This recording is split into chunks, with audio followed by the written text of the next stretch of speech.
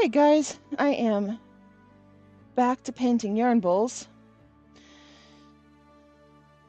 I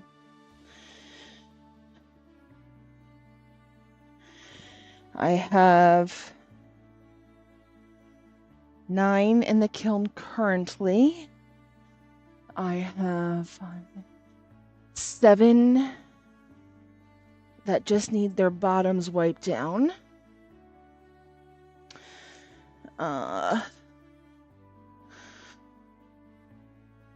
So that means 9 in the kiln.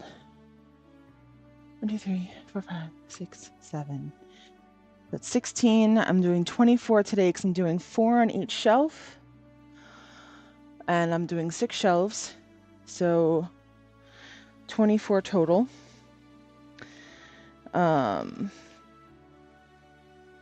Our bottommost element of our kiln went out.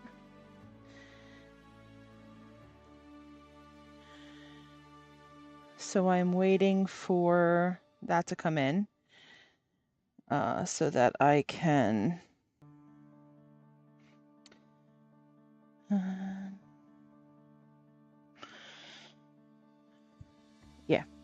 waiting for that to come in so that I can put that in. So right now I'm just doing 4 on a shelf, and I'm only doing 6 shelves instead of possibly more, because I'm trying not to overfill the kiln, especially on the bottom, with a element being out. So this bowl here, it's really tall. This is one of the ones I really like. Oh,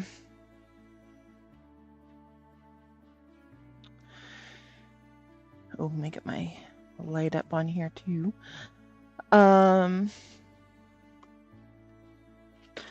I'm always discombobulated whenever I start a stream. No matter how much I prep, I don't prep enough. All right.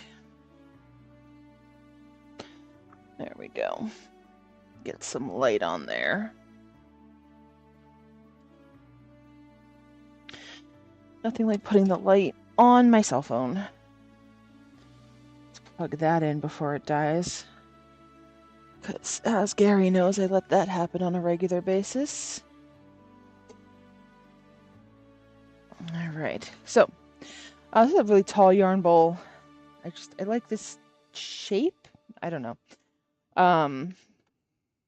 So what this one is it's root beer on the outside, which is a really pretty, like, if you imagine root beer candy, it's that color. And then on the inside, it's this really pretty, like, baskety color. And then I put some dark flux around the outside just at the top. And I did 1 coat of this on the outside just on the top, and I'm going to do a quick second coat of that.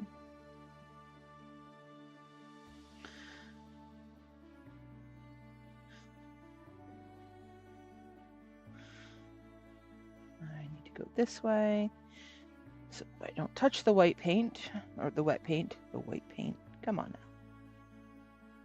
I'm just kind of, I don't want the edge to be perfect. I kind of want it to be a little swoopy.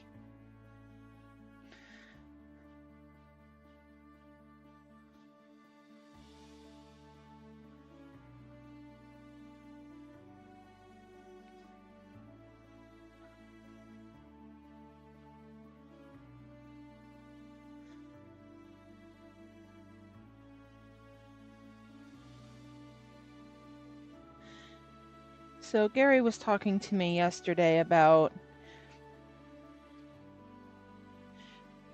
maybe getting like a Discord channel up for Throw With Us, and I'm wondering if I want to do a separate Discord channel or if I want to kind of tack it onto the Roll With Us Discord channel.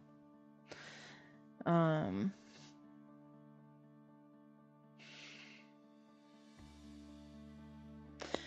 not really quite sure what I want to do. We have so many Discord channels that we're part of and that we're sort of in charge of. And I don't really want another one, I don't think. So I may I may post below and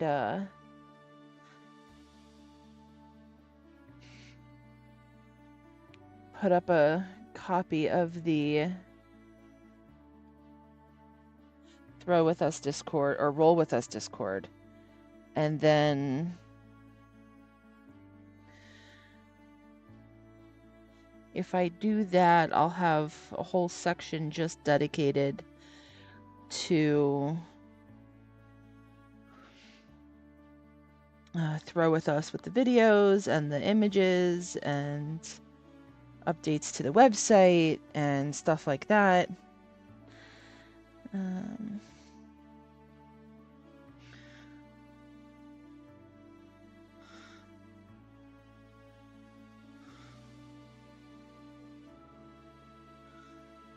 very excited that my first kiln of these yarn bowls is finally getting through the kiln today with the glaze kiln, and that means over the next couple of days I'll be getting photos and putting them up on the website for sale and advertising on Cake's yarn website, and it means a lot of stuff for Throw With Us.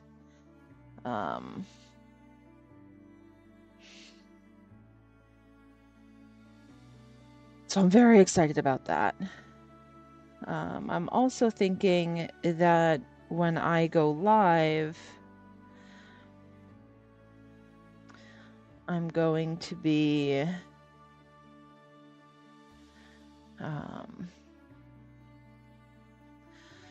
putting it up in the Discord server, and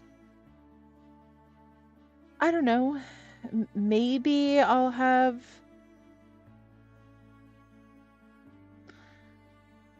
a live chat with people. I don't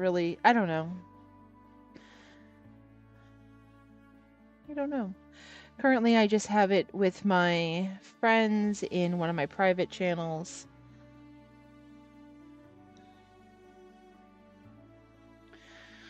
But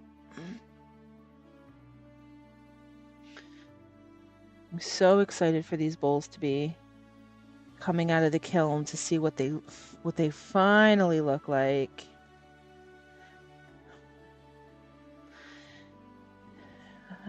Glazing and pottery is such a weird thing. Unless you've done the exact same thing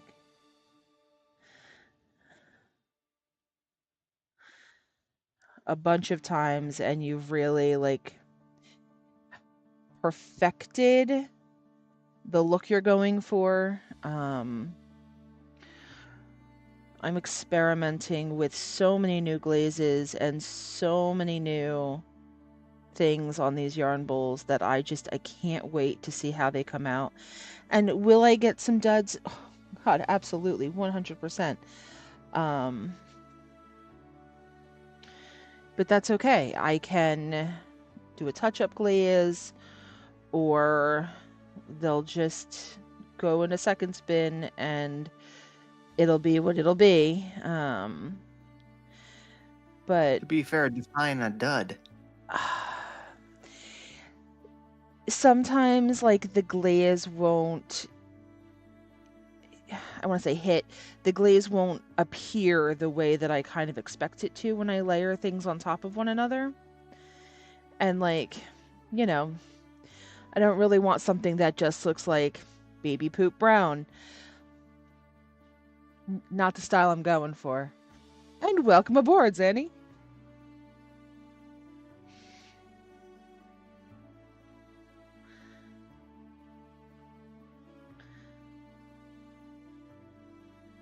Or not. I've lost him. Oh, what? I said, welcome aboard. Oh.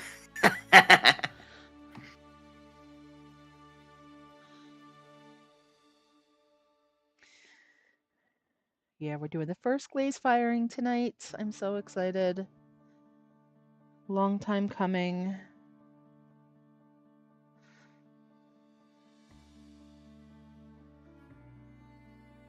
Oh. Okay. Meanwhile, it is 1 o'clock my time, and I am just making coffee because I'm like, screw it, I'm sleepy. And just hoping it doesn't come back to bite me later tonight.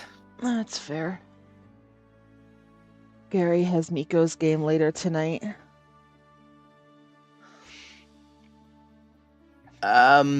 Right. Yes, I remember.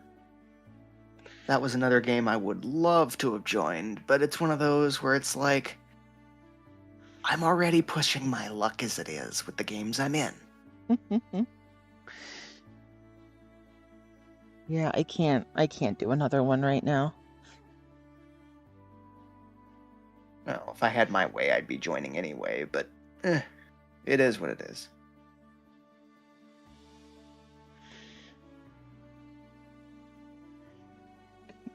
This one I want to do emerald.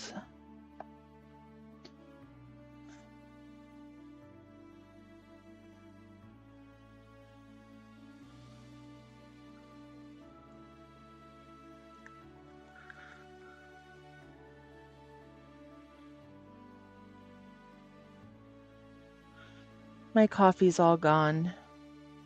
Want want.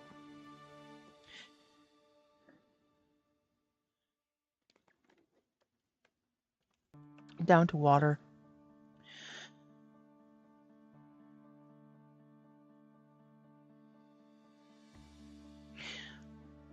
I don't know what brush I want to use.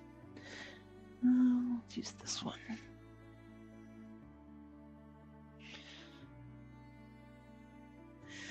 So this one's already been waxed, so it's good to go to paint.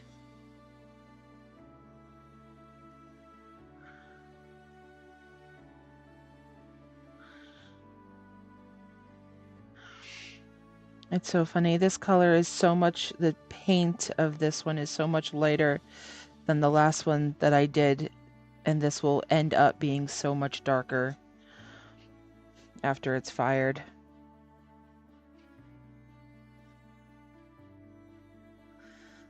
Huh. What causes it to darken over time? It just depends on what the glaze is made out of. I find that a lot of the green colors are just this like battleship gray. Different shades of battleship gray, but all just battleship gray. They actually That's fair. Yeah, they just changed my the green color that I use on all my trees. They added like a red dye to it, which is rather nice because now I can tell the difference between my green glaze and my black glaze after a tree has been painted. Because before they looked exactly the same. So.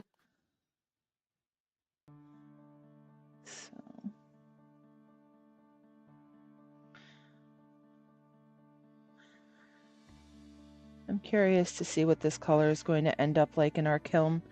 This is the color, or one of the greens that we got to, I'm going to throw ceramic Christmas trees this year. And I'm going to use this on them. This one and...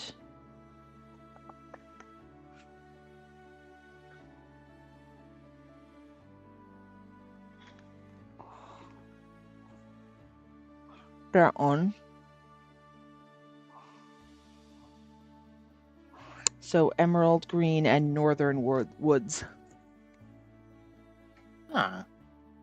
Almost like a druidic theme. Yeah, those are the two that we're going to be using on the on the throne Christmas trees this year. So looking forward to doing that. Speaking of druids, I just built my first druid for Pathfinder. Ah. How many What's characters interesting do you is, have? according to, well, actually, let me double check that. I was going to say Path Builder's going to tell me 10, but at the same time, I'm also well aware that it says 10 because several of my original entries got deleted. Oh, no. No. It was one of those where it was like, I didn't like how that character came out, so I rebuilt it and then deleted the original entry. Got it. So the numbering system is off. Got it. Because let's see, I have 1, 2, 3, 4, 5, 6, 7, 8. Okay. Yeah, which sounds about right, because I nixed 2. Cool. So what were you saying about building it in Pathfinder? I am not going a traditional route when it comes to a druid. For example, this druid does not focus on spellcasting. Okay. It is definitely taking the shape-shifting aspect of things to the extreme, if I can get away with it. Cool. Because not only is it a druid, but it's also a kitsune. And does that give you shape-shifting ability as well? I can shapeshift into animals, but I will also eventually be able to effectively shapeshift between a fox and a human. And then, using certain feats, I'll be able to use, what's the spell? Alter Self or Disguise Self to basically, quote-unquote, shapeshift between humans. Cool. Or other species. And then using another feat, I can't remember the name of it offhand, I will eventually be able to also mimic voices. Nice.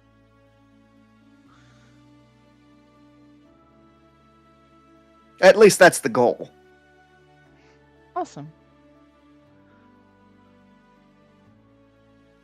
Whoa, also, for the record, this new coffee I just got, I'm testing it out, and man, it is good. It has notes of dark chocolate, cherry, and cedar. What kind of coffee is it? It's from a brand called Fire Department Coffee. Oh, okay. Mm-hmm. It's one of my favorites. Nice. My offhand all-time favorite version of their coffee, they have spirit-infused blends. And one of my favorites is a dark chocolate bourbon. Cool. Or no, excuse me, dark cherry bourbon.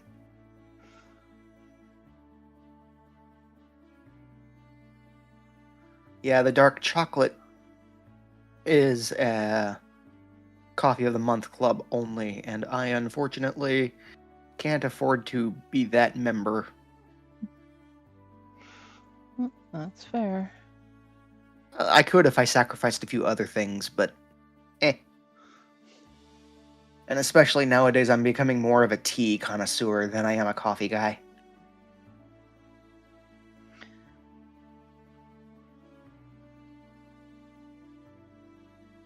Peach. But once in a while, I go back over to the coffee side. Peach, Ryobi, Rubio. And peppermint are like the two teas that I just go back to on a regular basis. Are you talking about Rooibos? Yeah. Yeah. Ironically, I think I've only tried that type of tea once, and I don't remember my opinion on it. I remember it being similar to oolong, but different. Where, ironically, the oolong tea I have, something is very strange with it, because the only thing I can compare it to to explain its taste makes it sound disgusting, but it doesn't taste as bad as it sounds. Because the only thing I can compare it to is the water you get from a can of green beans. Well, that's interesting.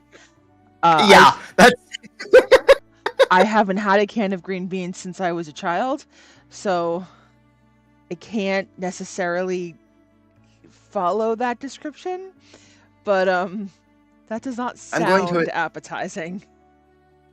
like I said, it sounds worse than I'm making it out to be. It tastes really good. Okay. It's just a difficult to explain flavor. All right. It's grassy, for lack of a better term. Okay. Yeah, no, I only drink like the peach one. Mm. And I drink it because it's peach. That's fair. And My it is late yummy. mother loved peach tea. Yeah. I enjoy a peach tea when I'm in the right mood, but nowadays I have discovered I take a hack from what do they call it? Chai tea, which from what I've been told is redundant because chai is the tea. Yeah. And I add a few other things to it, and long story short, it comes out tasting like a gingerbread. Okay. Gary would probably like that. Oh, it's absolutely amazing. Yeah. I don't like chai or apple cider or mulled anything. Apple cider, I will say, on the other hand, I do have to be in the right mood for.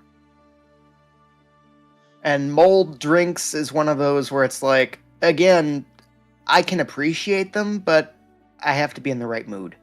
Yeah. This is just, as far as the chai notes, I personally cannot taste them. I taste more ginger than anything. Okay. Well, no, let me rephrase that. Ginger and cinnamon. Okay.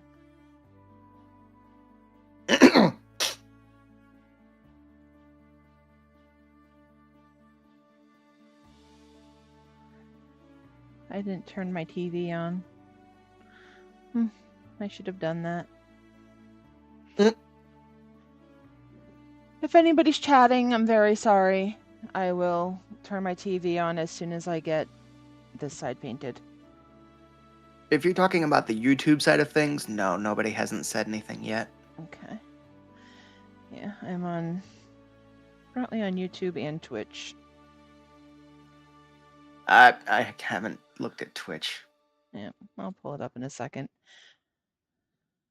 Okay. Here we go. Basically, to create that gingerbread effect, you do a black tea with vanilla beans, cinnamon, cardamom, cloves, ginger, honey, and milk. And then on top of that, where the blazes is the rest of the recipe? Yeah, it's the cardamom and the cloves that get me.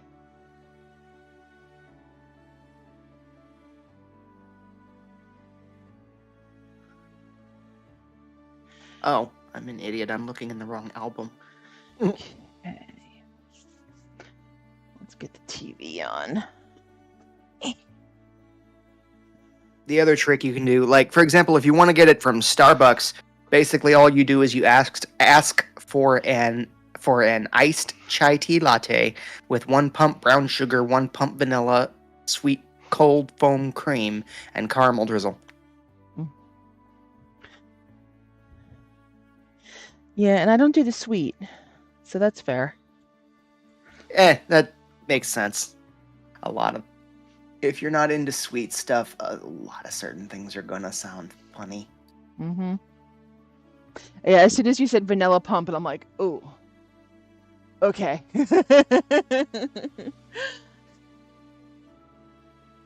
Alright, let's see. What do I have to do here? Channel, nope. Input, up, input. Haha. Okay.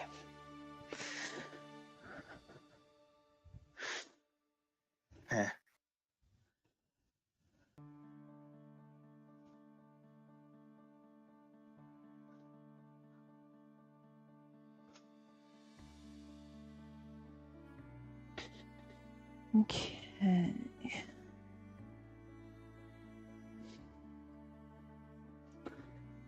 At some point I need to do another orange one. I only have one orange. And I don't have any red, is what I'm... Oh, I have that red. It's not really a red, though. All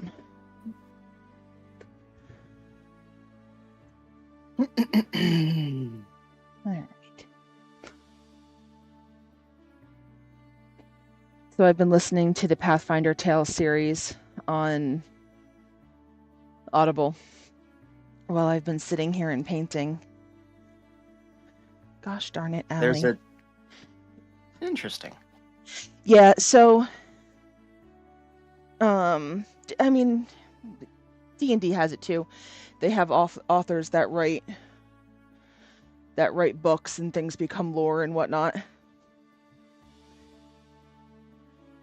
And do you remember the one that we... Ooh, stop it. Come on.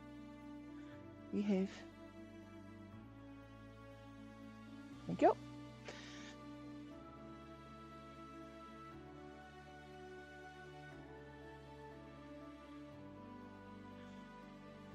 Reconnect.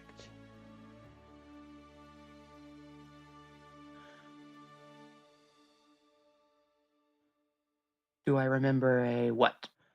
Sorry, I got distracted by... Okay. All right, there we go. I think that's correct now. Do you remember... what are they called? Not episodes. A game we did with Mike where there was a dog named Arneson and his master was one of the leaders of the Pathfinder Society, and he went missing. Very Jagari. vaguely. So very vaguely.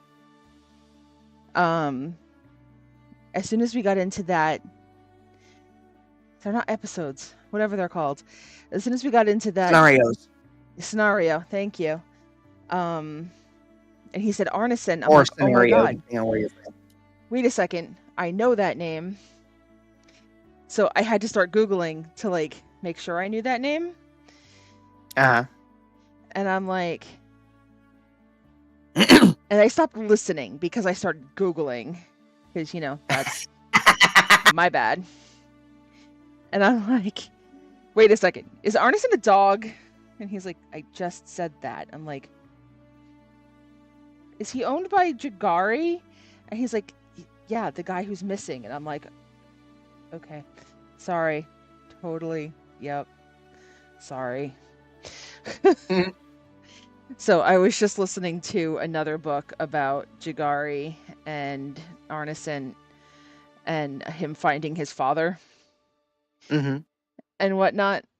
And I'm like, and I was just laughing all day today about me missing like half of the intro because I immediately heard that name and had to start Googling. No, it's funny. I hear that particular quest line and my brain gets Skyrim vibes because there's a Daedric quest where you have to reunite a dog with his master. Okay. Yep. Who that master turns out to be one of the Daedric princes, spoiler warning. But yeah, it was one of those where it was just like, okay, I knew I'd heard this before. Yeah. So, and I really enjoy that author. I have no idea who the author is, don't ask. But I really enjoy that author who writes those quest lines. Uh-huh. And I'm trying to learn the Pathfinder lore, but I cannot get into like the books and comics and whatnot that Mike brings over because I don't know, because there's people over and I'm not like focused on reading. Like I'm focused on hanging out with people, so I don't really get much out of the books that he brings over. But so I listened to all of the Pathfinder tales. Mm-hmm. So I was listening to another Arneson book today. it was probably a Jagari book, but really it's all about the dog. It's not really all about the dog. But I'm going to say it is. I was gonna say, oh, trust me, it's always about the dog. Yeah, like the one book, like he was sort of sentient, so like you heard it from like the dog's point of view, Right? which was awesome.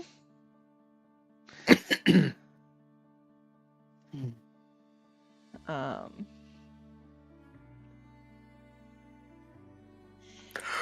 but yeah, come hell or high water, Gary was joining that game last night. If And I'm glad he did. yeah, if he wasn't It gonna was be good. It home was in good to time. see him in Pathfinder again. I wish you could join us too on occasion. Yeah, I keep saying I'm going to, and then he keeps having 4 people, and I'm like, cool, he doesn't need me. I can go work. I mean, from what I understand, a table can hold as many as 6, can't it? Yeah, but you know, he doesn't need me then. So I'm good to work. I will say, for what it's worth, I would. Do you remember what level Fruitlet is offhand? 6? Oh goodness. Okay, it'll be a while before Sakura catches up to her then. I want to say 6. I could be wrong, but I want to say 6. Because I think T is 8.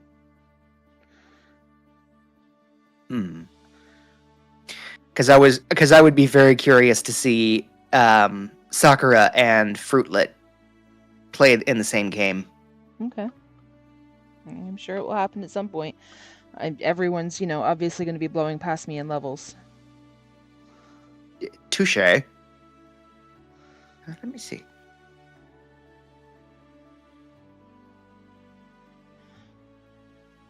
As of the last time you played her, it looks like, according to a word search in the Pathfinders group, she was level 5. Okay, level 5 then. As of March 14th. Oh, wow. That has been a while. Mm-hmm. Yep, she's level 5 then. Cool. And Starlet? No, I'm not tired. Sakura just became level 2, so she's only got 3 more levels to go. Yeah, I try to pay attention to make sure that if Mike has AJ, that I try to jump in if he only has 3 people. Mm-hmm.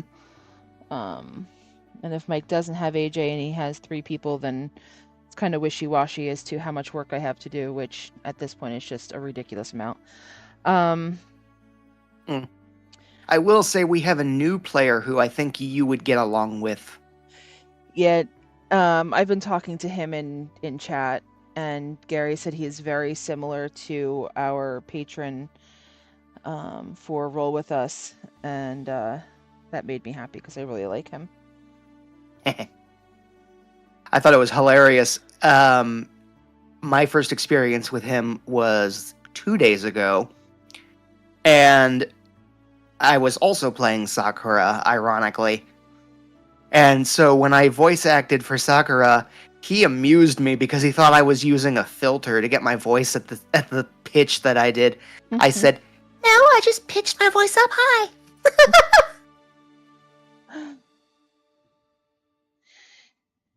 Yeah, when I do that, my microphone's just like, those aren't words. You should stop that. Yeah, my microphone does that too when I'm trying to record via like OBS or whatnot. And I'm beginning to think it's probably the compressor filter I have put on it. Mine's Discord is what happens with mine. Discord only picks up like it considers it talking. It takes out all the background noise.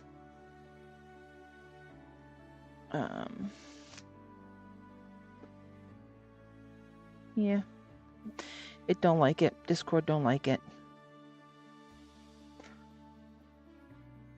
I was actually thinking about going live on Roll With Us and taking a couple hours and filling in Skullport. But Gary's playing an AJ's game tonight, so I can't use the computer at that point, or at least I can't use the upstairs computer at that point. So I'd have to do it down here. All right.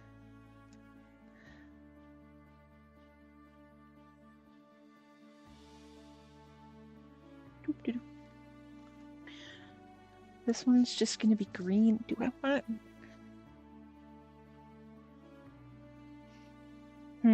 No, let's do this one straight green. We're going to do this one straight.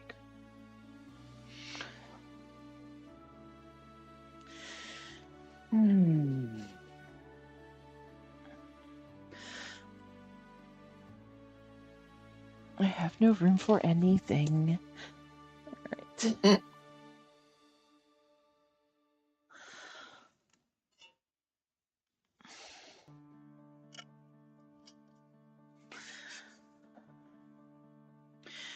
So I finally got my hands on some really good quality flour, and so I have been itching to start baking again. Cool. The problem is, now that I have everything I need, all of a sudden my desire to bake is just like, I'll do so when I'm in the mood.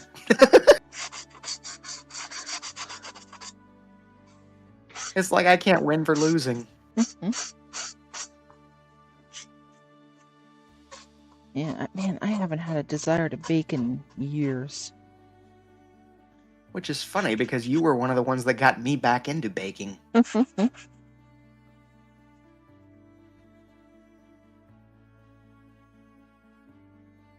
All those breads you showed me.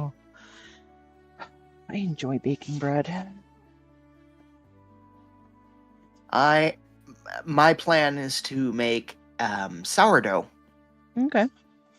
That's because easy. I have discovered, to my annoyance, that store-bought sourdough, in my opinion, should not call itself sourdough, because sourdough implies that it has a sour flavor. Mm-hmm. These do not. Yeah.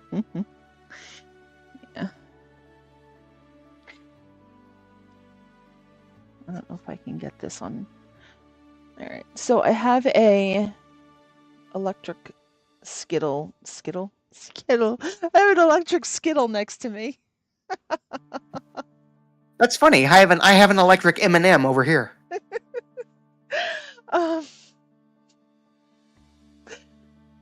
Skillet's what it's called. I have an electric skillet next to me here. It has soy wax in it, and that is what I use to dip the bottom of my pieces.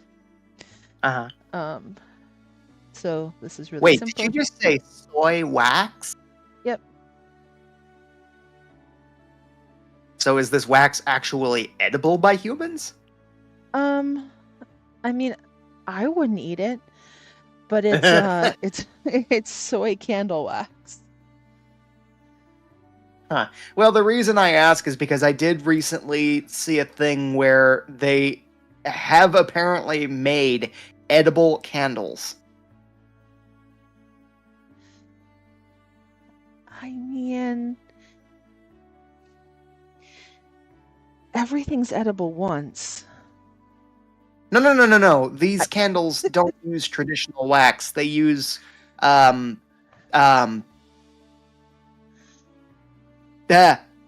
like beef tallow. Okay. So tallow candles back in the day were the super cheap candles for the poor because they smell. Okay. And people would make their own candles. Mm-hmm. And I'll have to bring that back. I used to, when I used to like really describe inns and stuff, I would describe them having glow balls, or describe them having, as you walk in, you can You can smell the rancid oil in their lanterns. Or you can smell as you walk into your room, you can smell the beeswax from the candles, or you can smell the beef tallow of the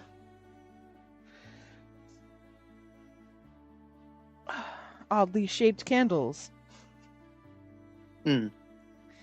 I'll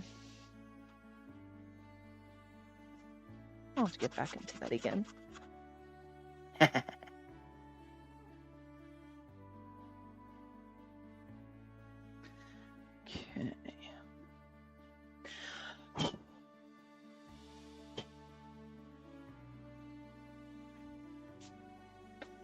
Okay.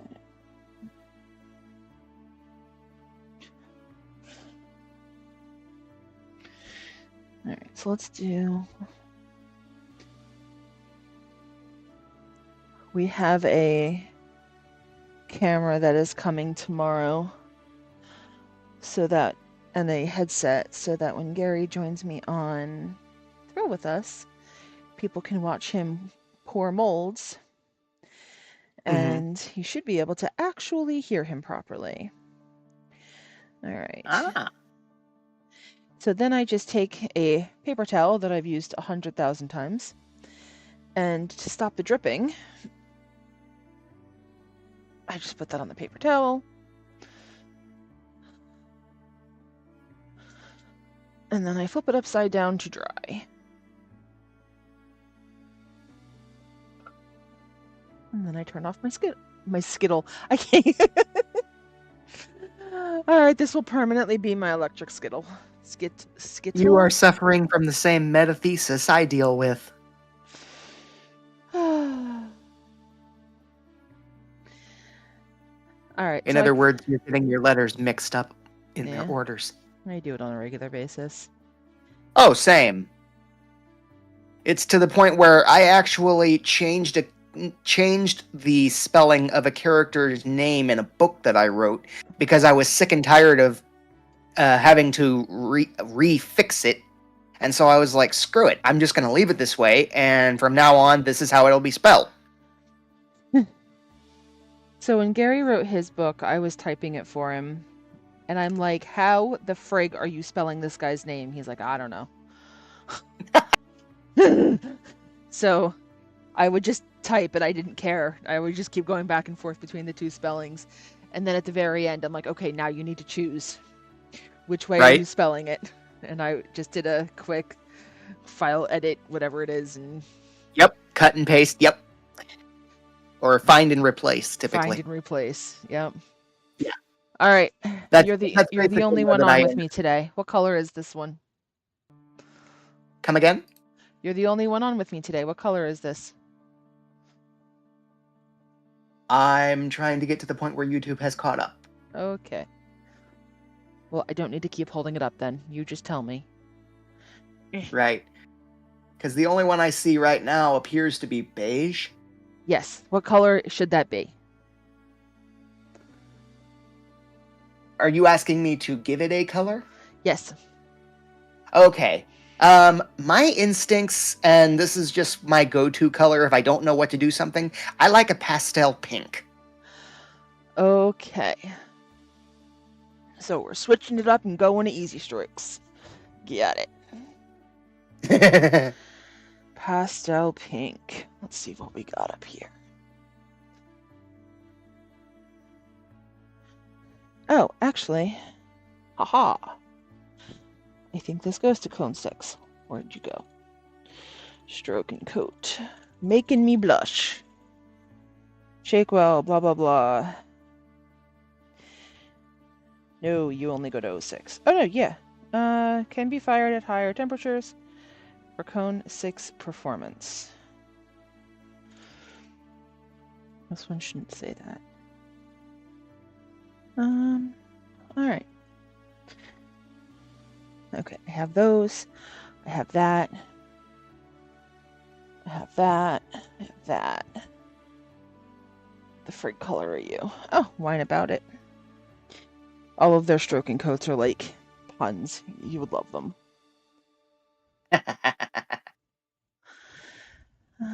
Okay. All right, so I need this thingy.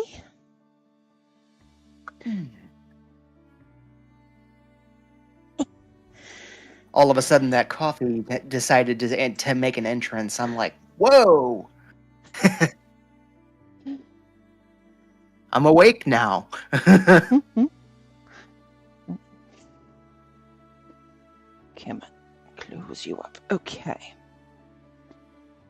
All right, I have a lot here. Now let's see if my Make a New Blush actually goes to cone 6. Let's look up the specs.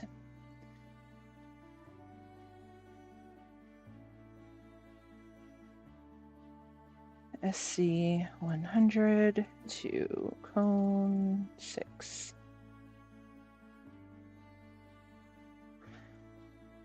Making me blush, Mako.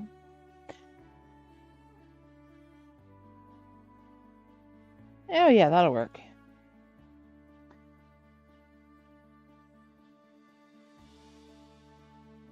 That's the color. Hopefully that comes through that we're going to be looking at.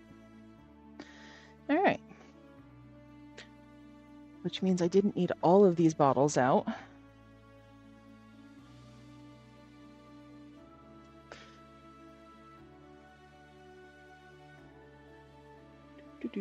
It kind of comes through. I mean, granted, it's the computer filter is going to wash out most of that color. Yeah. Yep. All right. Making me blush.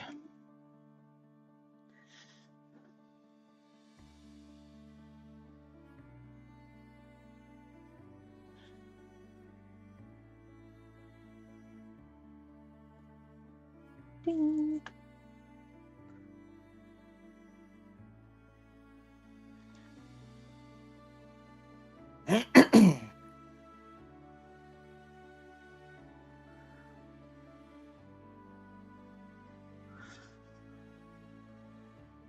Oh, and there goes Lily.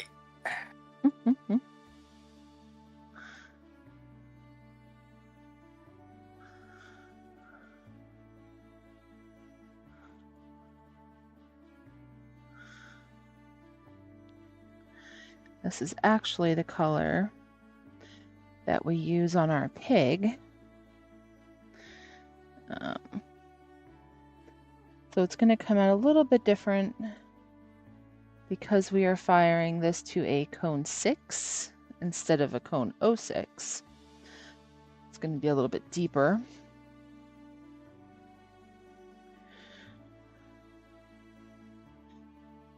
But because it is a lighter color clay, we shouldn't have any issues. But we're going to find out.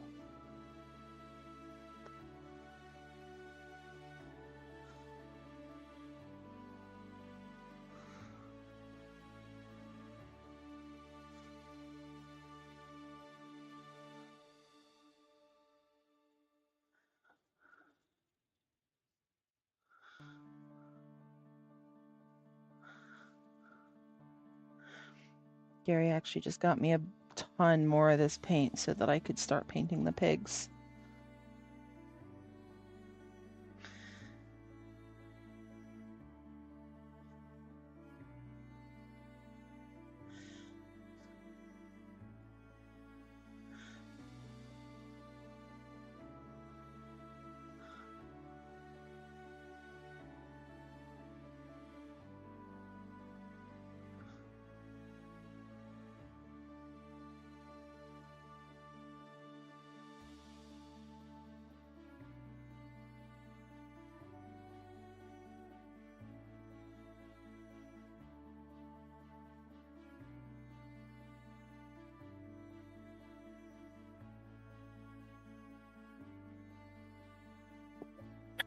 Okay, that was adorable and sad at the same time.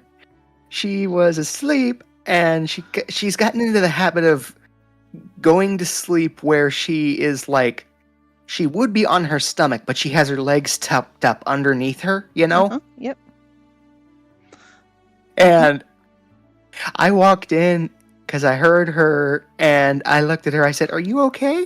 And apparently she didn't hear me come in and she got startled. But when she reacted, she went forward and her head went boom into the side of the crib. Aw. Thankfully, she was not hurt. She Yeah. just looked around like, "Wait, what just happened?"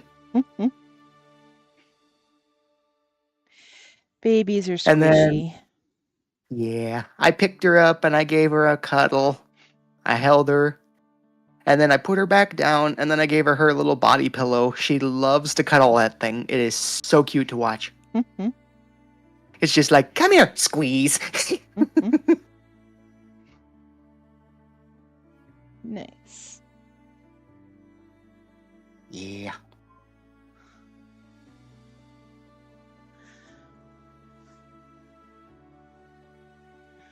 You know how there are things that fall under the category of just because we can doesn't necessarily mean we should? Oh, yeah. I just saw a recipe that made me think of that because it says loaded bacon cheeseburger onion ring bombs.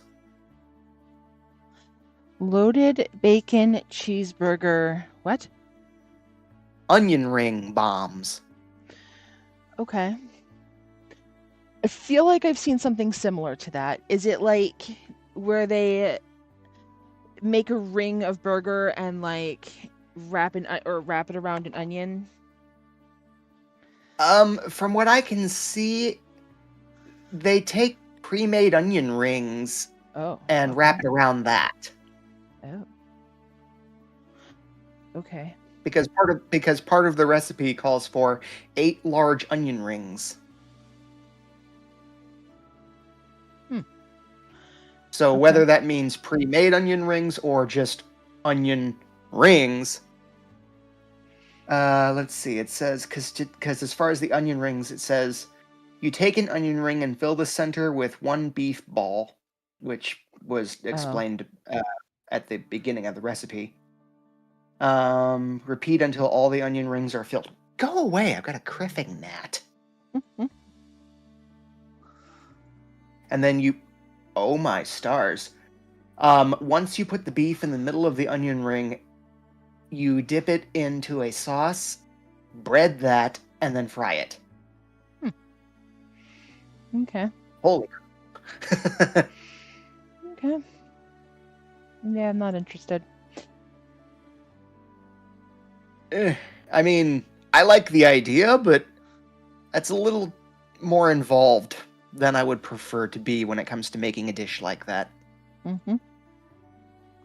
Then again, I'm the guy that wants to try and make ramen from scratch, so... I don't know. The one is like... The one I just want to go to a bar and be like, yes, give me that. That's fair.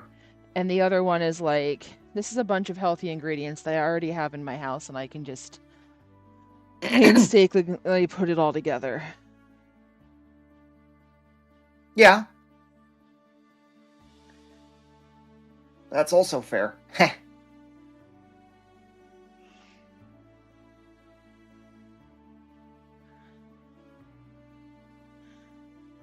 Alright.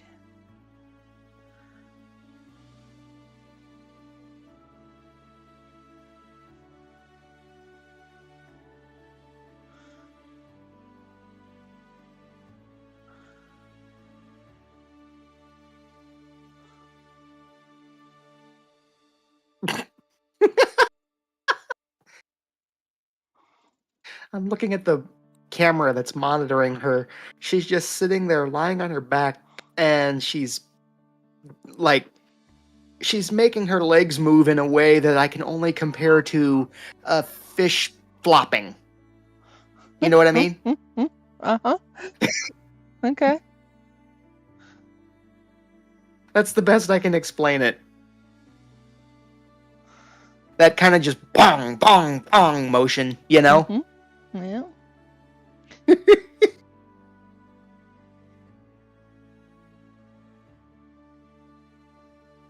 I'm attempting to figure out what mood she is in when she does that, because it's one of those where it's like, I'm not sure, because sometimes I think she's agitated, but then she's got a grin on her face when she does it, so it's like, well, no, she's not frustrated or irritated, so what is she trying to say?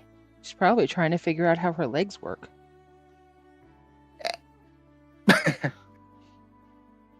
Okay.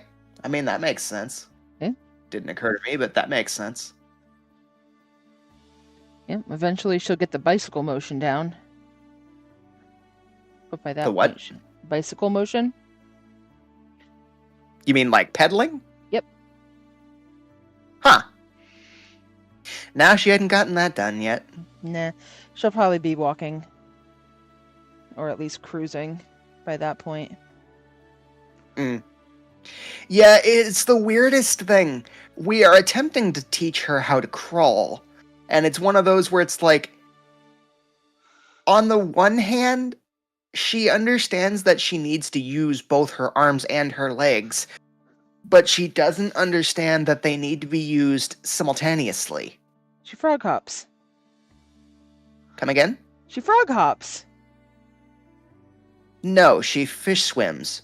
Okay. It's funky. She will move her arms as if swimming, Okay. or she will kick her legs like a frog. Okay. But she doesn't want to do both. Okay. And I'm like, okay.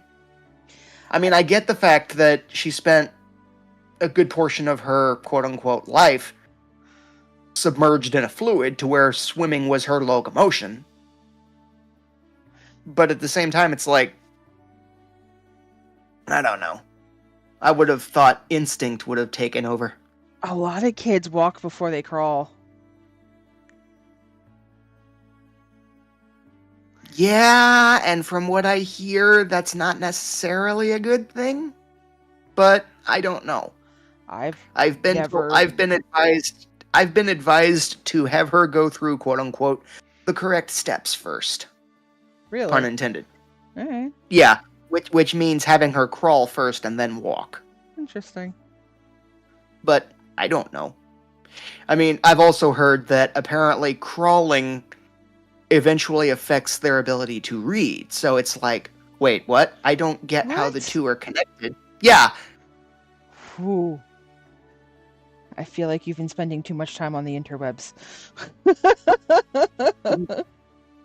No, I've been talking to friends who are nurses. Oh, okay. Interesting. In fact, one of said nurses, raised is not the word I'm looking for.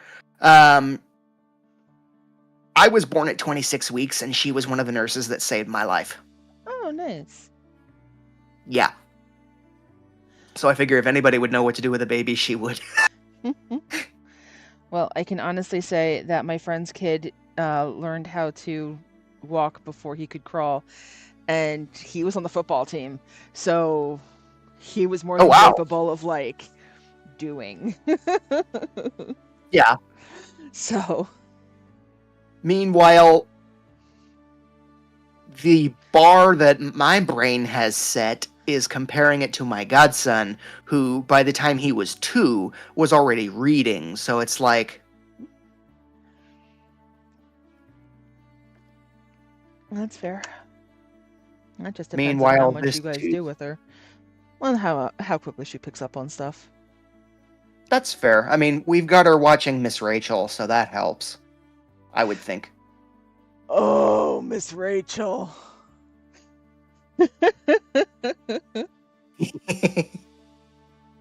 I can't tell if that's a good sigh or a bad one. Okay. I really love Miss Rachel. But I have her songs stuck in my head for days, weeks, months after I babysit. I will say, for what it's worth, to my amusement/confusion, she has completely changed my opinion of the Addams Family theme song. Okay. Because she uses that theme song to discuss the days of the week. Oh, okay. Uh-huh. Yeah, I don't remember exactly how it goes, but it's something like there's Monday and there's Tuesday, there's Wednesday and there's Thursday, da da da da. I'm Uh-huh. just like, okay, that's actually kind of cute. That one I don't mind getting stuck in my head because that tune is too easy to get stuck in your head anyway. Yeah. Yep. And I have to say that because we're potty training now. Well, we've been potty training for a year, but we're potty training. And I put on the potty training video, Uh-huh. and the girl that I'm babysitting needed to watch the entire thing. And I'm like, "Are you sure you don't want to go potty?" And she's like, "No." Okay.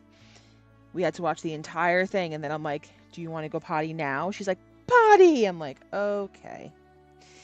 No, So I understand that. I now mean, whenever we put it's it a on. sense of completionism, Yeah.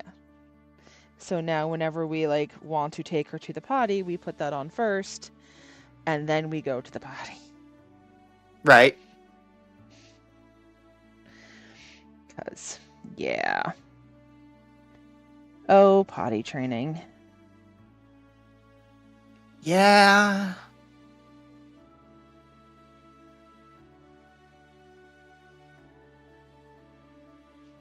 I am both anticipating and dreading having to go through that. I mean, you can start as soon as they're setting up, but that's up to you of how long you want a diaper change to last.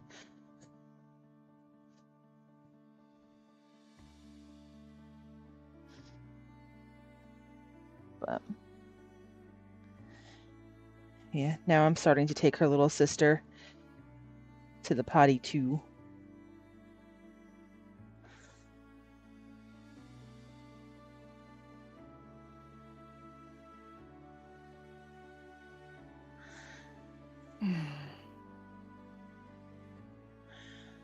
All right.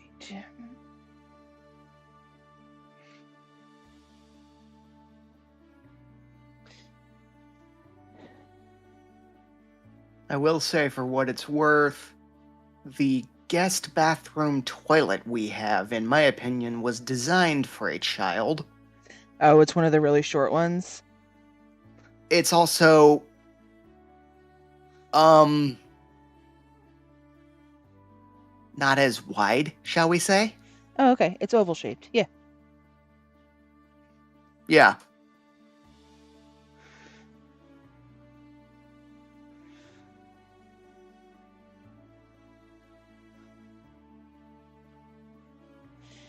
Okay. It's the first coat.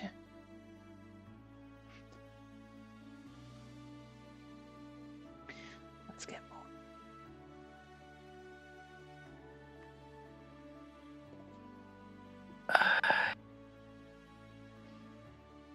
Okay. Now I feel old. I was scrolling through Facebook and I saw a thing that comments, just a friendly reminder that the 6th generation gaming consoles are both over 20 years old and considered retro now. I'm like, jeez. Meanwhile, I had one when I was 20 years old, so it's like, ugh! Yeah, the only one I've ever had. No, that's a lie.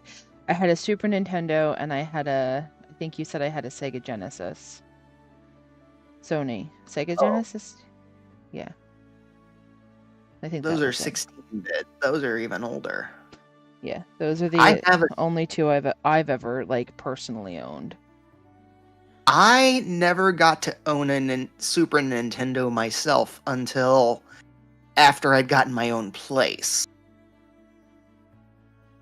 Ironically, nowadays it's still in storage because of we moved and I haven't had time to unpack everything.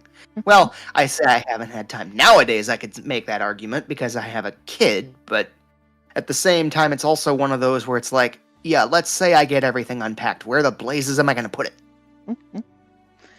Yeah, we're about to go through our dining room and start either donating or throwing stuff out. because we finally made the decision to not build. So we are cleaning house. Mm. My goal is to have it done by Thanksgiving. That's fair. Yeah.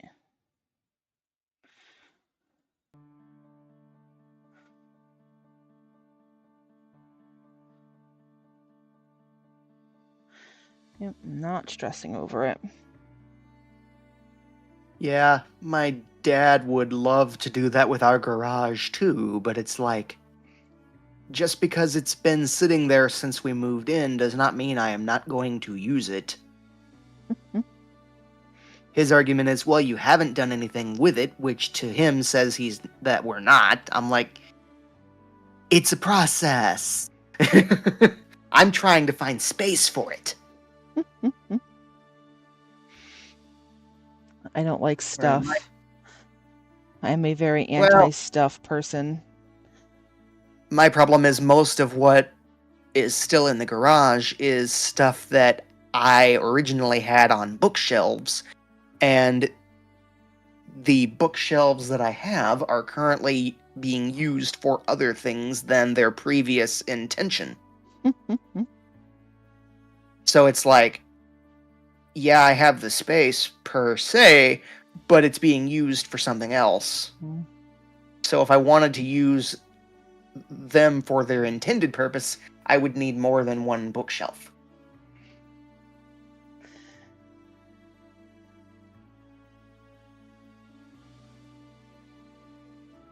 Yeah, we actually have 3 bookshelves laying down in the dining room right now.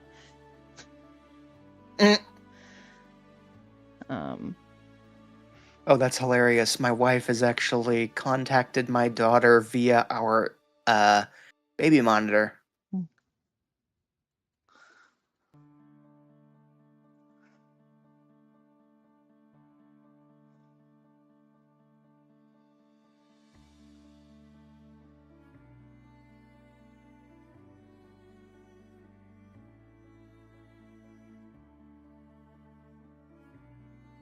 But yeah, I mean, as far as bookcases go, it's also a matter of, at this point,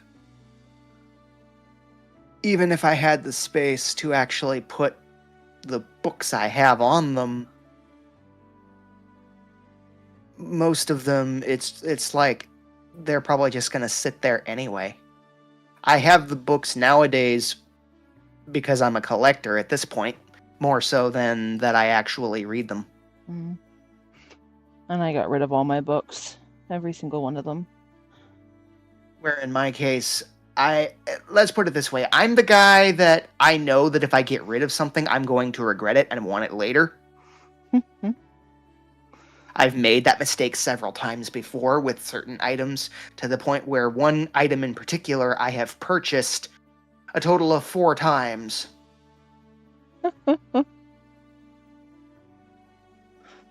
And so after the last time, I was like, screw it. I don't care if I get tired of it again. I'm not selling it again.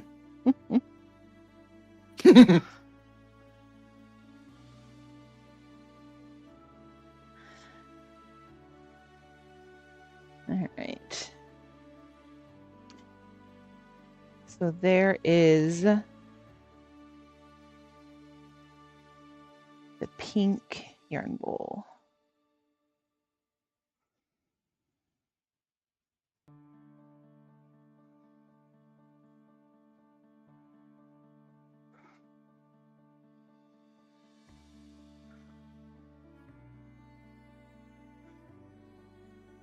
Mm-hmm.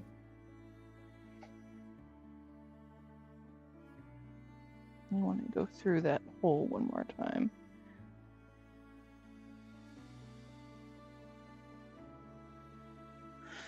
Okay.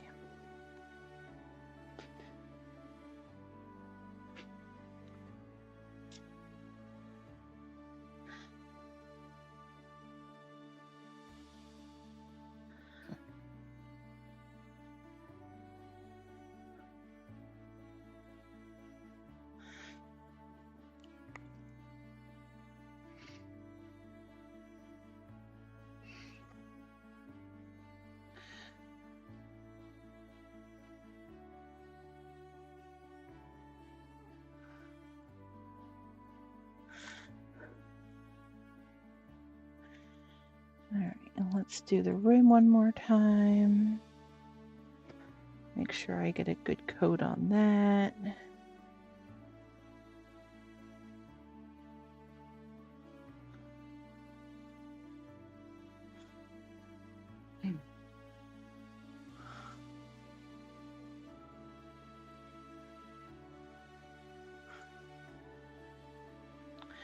Ooh, tomorrow we'll have the new camera. Maybe we'll do a kiln opening with the new camera tomorrow.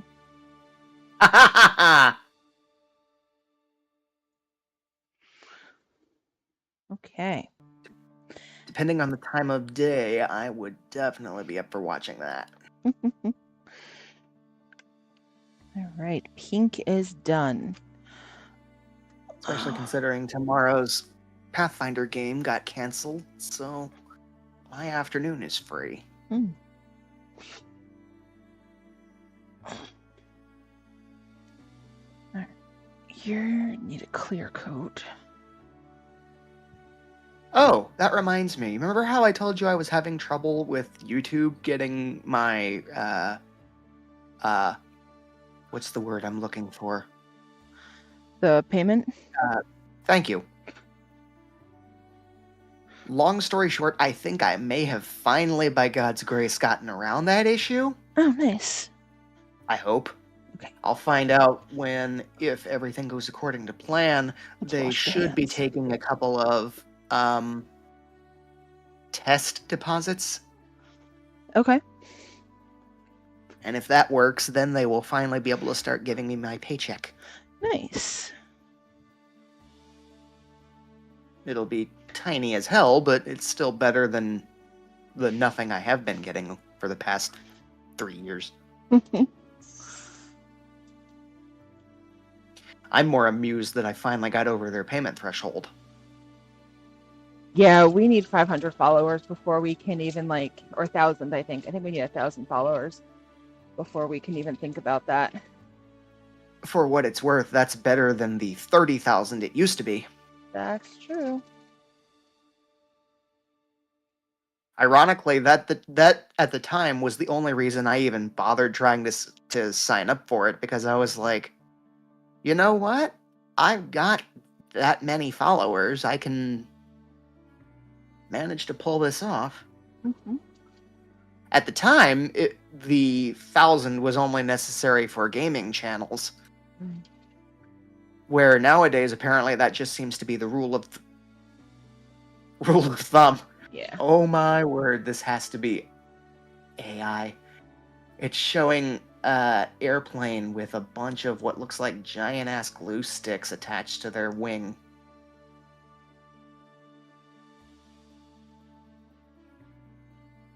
Or at least that's the only way I can explain it. I'll put it in your DMs. Okay. Speaking of which, I also put that candle video in your DMs. Cool. All right. Hands washed. Oh, why is hands not washed?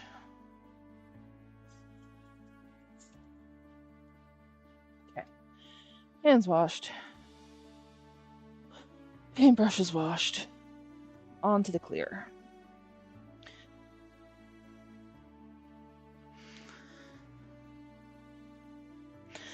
I'm down to 1 bucket of reclaim from the 6 that I had. Tonight that'll get spread out.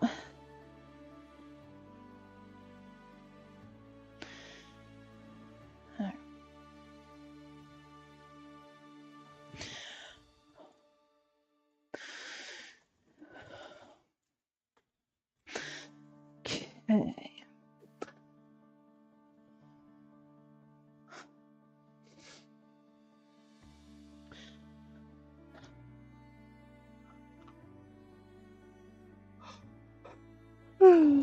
So this one I did a bunch of cool swoops on. I did aqua gloss and a really dark purple. Mm-hmm. And it'll have like the dark brown and white marbling, so the colors will show up differently depending on what part of the clay it's on.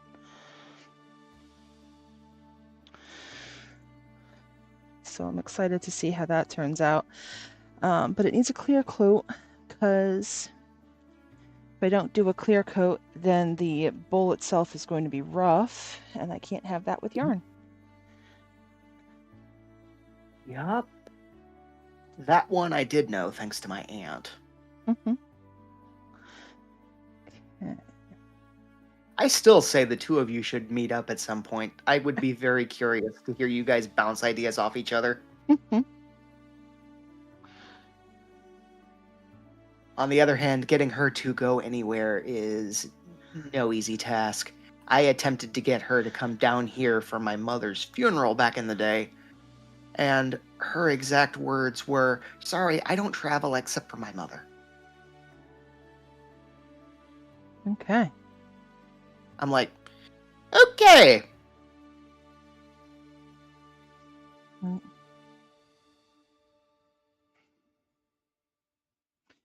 Well, I was only supposed to take off a little bit.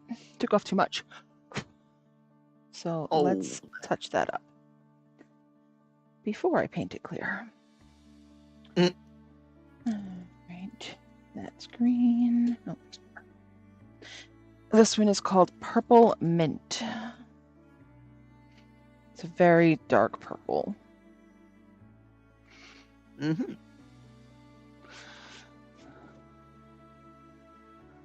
The funny part is now my brain is picturing that scene from Charlie and the Chocolate Factory where he talks about violets that have a mint flavor to them. Huh. Interesting. It may be in the book. I don't know if it was actually in the movie. I may also be misremembering. I'm going off of a very vague memory since the last time I read the book. The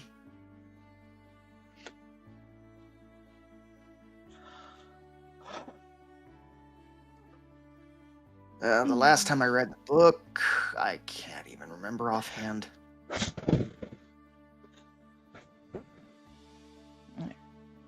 Well, this has to dry now. Oh, that's the pink one that I just grabbed, and it was still wet. Awesome. Good job, Allie. Oh, dear. Okay, well, let's just touch that up. You can barely see the color on it. Yeah, that's, again, the downside of YouTube's filters. It probably looks a lot better in reality. Well, you can barely see the color on it even in person, which is why I grabbed it.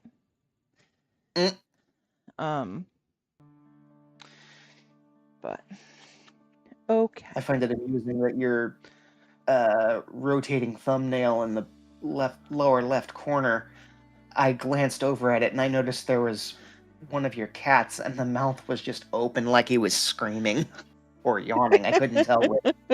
He was yawning. That was Bear. That was adorable. He is I worked with him for a really long time. So now I can actually pick him up and whatnot. But that took forever. From what I've been told, that's an impressive feat. Back when I was still living with my first roommate at our condo, this was back before Jean and I got married, he decided to bring his cat. And long story short, that cat eventually allowed me to hold him, which shocked the crap out of his family. Because apparently he doesn't do that. He doesn't let people hold him. I'm like, wait, okay. Yeah, it took me. Every morning I would come downstairs and I would pick him up and I would hold him for like 30 seconds. And then I would put him down. Every morning I would do this. And then finally, after like 3 months, he would wait for me at the bottom of the stairs. And I would pick him up. Oh, that one's dusty. And I'd walk around for a little bit with him. And finally he would come over and he would be like not in the morning, he'd be like, "Hi. Attention?" Yeah. So it probably took me about a year, and I'm getting head bumps now. Uh-huh. And here you go, kitty. He's a little psycho sometimes, but here you go, kitty. According to Facebook, it took about 15 months for me to finally be able to hold this cat. Mm-hmm. Yeah. Okay. So this one is. Unfortunately, nowadays he is no longer with us, but yeah. That happens. Rest in peace. So this color is called blue hydrangea. And it has crystals in it, but crystals always fall to the bottom. So you have to like really, really, really stir to get them kind of unstucked. And then I'm going to shake this up really good. Okay.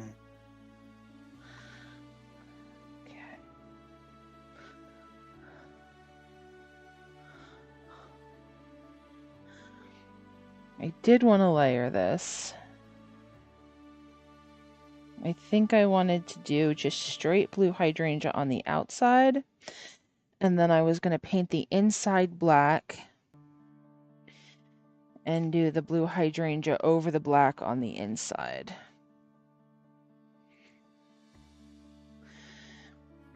And when you can't find a stirring knife, the end of a paintbrush works just fine.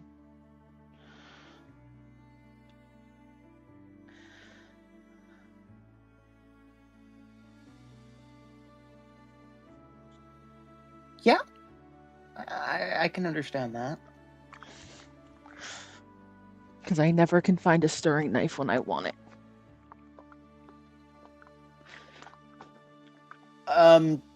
Can you not just use any knife? Yeah, you can. I don't have knives down here in my studio, but yeah. Oh.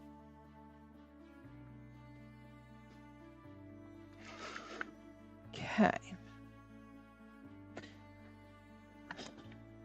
All right. So we're going to set that upside down. And I want the inside of this to be black.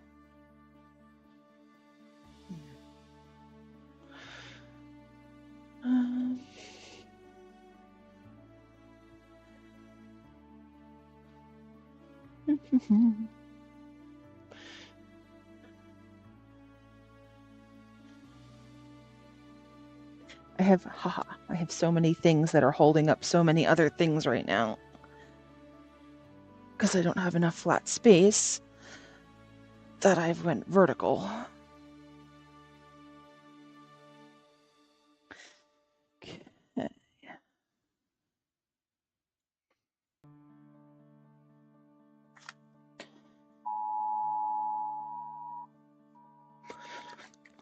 I'm getting an emergency alert.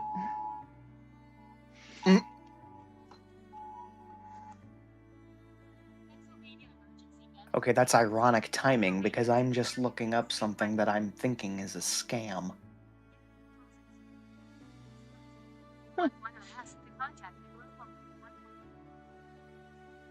We have a 911 outage. Excuse me? We have a 911 outage. As in calling 911 won't work? As in calling 911 won't work. Alrighty then.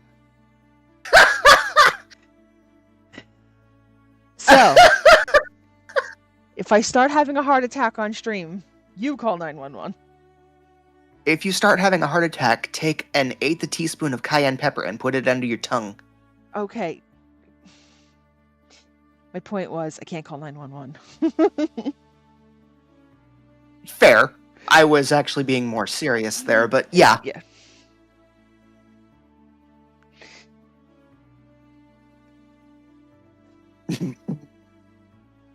All right. Well, that was interesting. Never had that emergency message before. And the irony, in my opinion, is I'm more curious now why my phone hasn't gone off about it. Oh, Or is it just a local issue? it's a local issue. Oh. Yeah.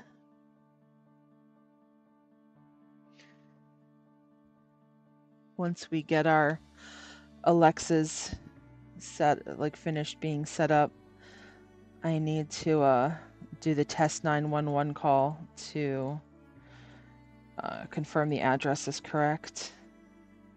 Mm-hmm. So We used to have an Alexa, and then we got rid of it. that's fair. I like the Alexa because I can, if something like my mom can be upstairs and she can be like, and I'm realizing that I'm right next to one right now, so I'm being quiet because I'm on my headset, but she can say the name and then she can be like broadcast and it'll go everywhere in the house, and then she can be like, I fell in the kitchen, come help me up.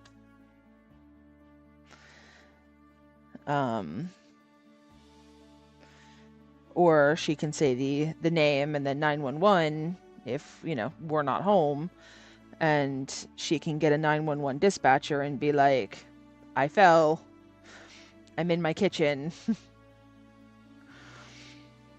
I need help.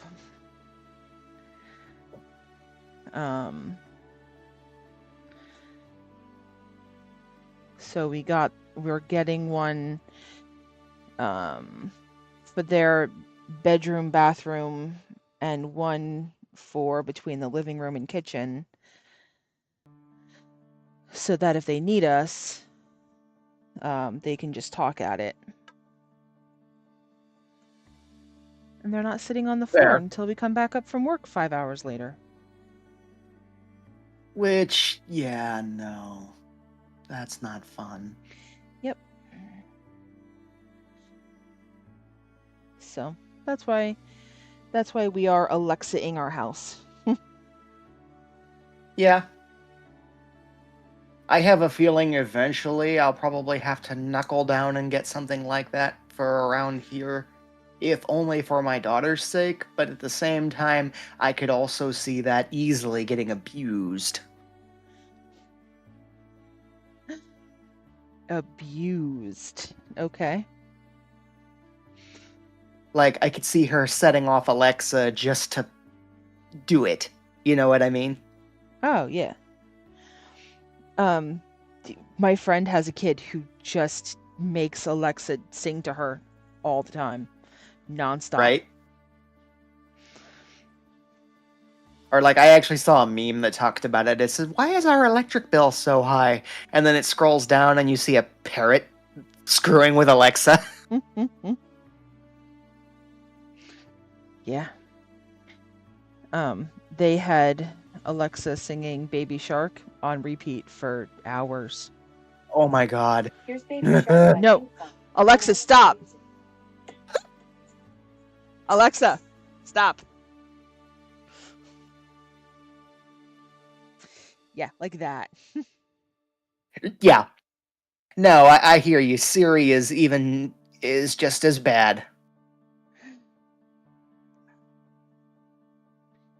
I've lost track of how many times somebody will ask me about a time frame for something. I will look at my watch and I will tell them how long, and Siri will set a timer. And I'm like, no!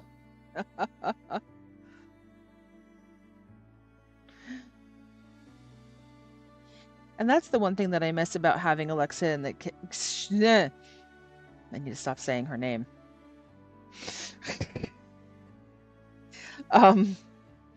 I miss having the Echo in my kitchen because I could just set an alarm, like. Right. Where, yeah, I use my alarm nowadays for, like, if I'm doing something involving cooking. Yeah. Yep. Typically, yeah.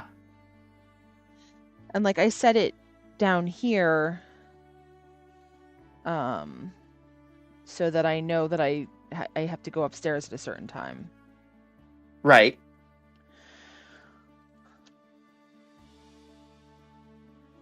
So I'll set it up. I find it funny. I posted a video of Jean. No, Lily. She's sitting in her crib and she's just cooing away, chatting to herself. And one of the baby monitors is attached on the wall next to her, but because it's attached on a wall, it's got the cord running down it, you know. Mm-hmm. And somebody commented, "Yeah, that electric cord is a hazard." I'm thinking, well, that's where the camera is. And at the same time, she pulls on the cord, but she's not strong enough to do anything with it. Never mind that even if she pulls on that cord, it's not going to disconnect the camera. And at the same time, that cord is, shall we say, held there by the bed, so I don't have to worry about her grabbing the cord and trying to bite it. Which I think was her concern. We're getting it wrapped around her head. Right? Yeah, no. That cord doesn't move that easily. And if it comes to it, worst case scenario, I can have my dad basically more effectively secure it.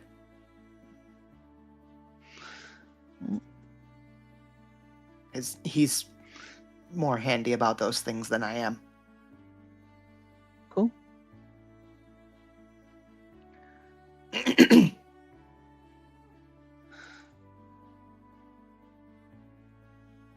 I'm wondering if I want a flux in here or not. So flux makes glaze move. You put it underneath the glaze and it makes the glaze have like movement, so it like will slide down the piece. Mm-hmm. I don't know if I want a flux on the inside of this underneath the blue hydrangea or not.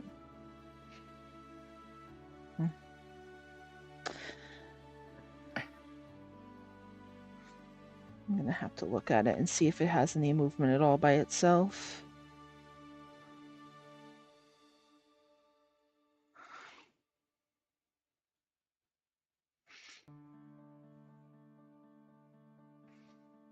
Meanwhile, I keep getting a bunch of updates talking about Prime Day. I'm like, I don't care. And that's why we got, well, not why, but it's why we waited to get the last two Alexas that we wanted. Because all the Alexa stop echoes. It's why we waited to get the two echoes, because they were half off during Prime Day. That's fair.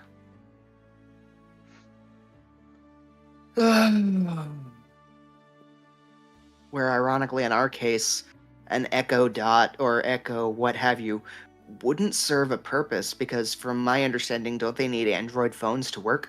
No, they just need Wi-Fi. No. I mean like No. Oh. They just need Wi-Fi. Interesting. Hmm?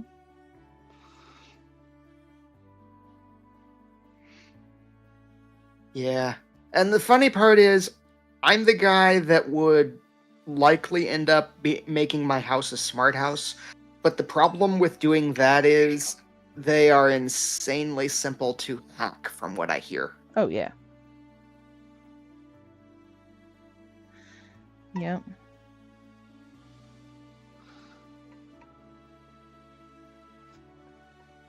The only thing that I would want is the door that if you hold your phone up to, it unlocks the door.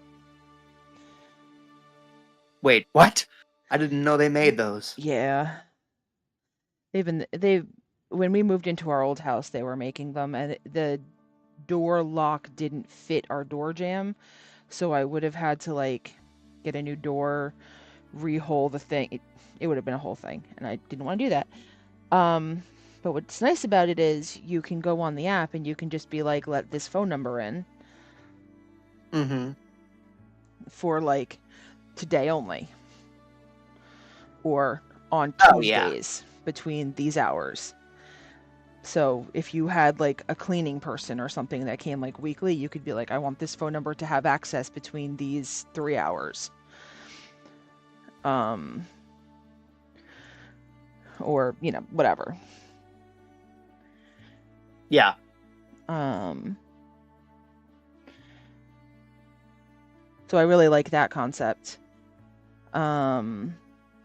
Or like, when my cousins came to stay with us, I could be like, for these 2 weeks, I want this phone number to have access to be able to open the door to the house. And then, of course, once that time frame runs out, it stops working. Right. Neat. Yeah. So yeah, I really like that concept, and eventually I may swap out the garage door to be able to do that.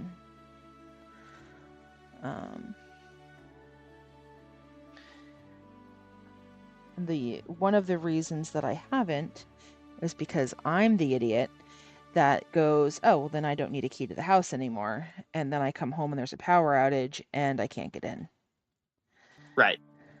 Because I've totally done that before. Yeah, I remember one time it was hilarious. My wife and I accidentally locked ourselves out of our condo at the time because, long story short, we were going somewhere where I didn't need my house key. Mm-hmm. And so I left it. And she, on the other hand, had forgotten about the fact that when we go places on this particular day, I don't take my keys. And so, long story short, one thing led to another. We got locked out of the house. Mm-hmm. And we couldn't actually start the car because her keys had her keys were the only one that had a key to her car. And so we had to call my parents, who happened to have a spare key to our condo, to come unlock the condo, let us in, so we could we could leave. Yep. That was a fun day. I used to break into my trailer all the time.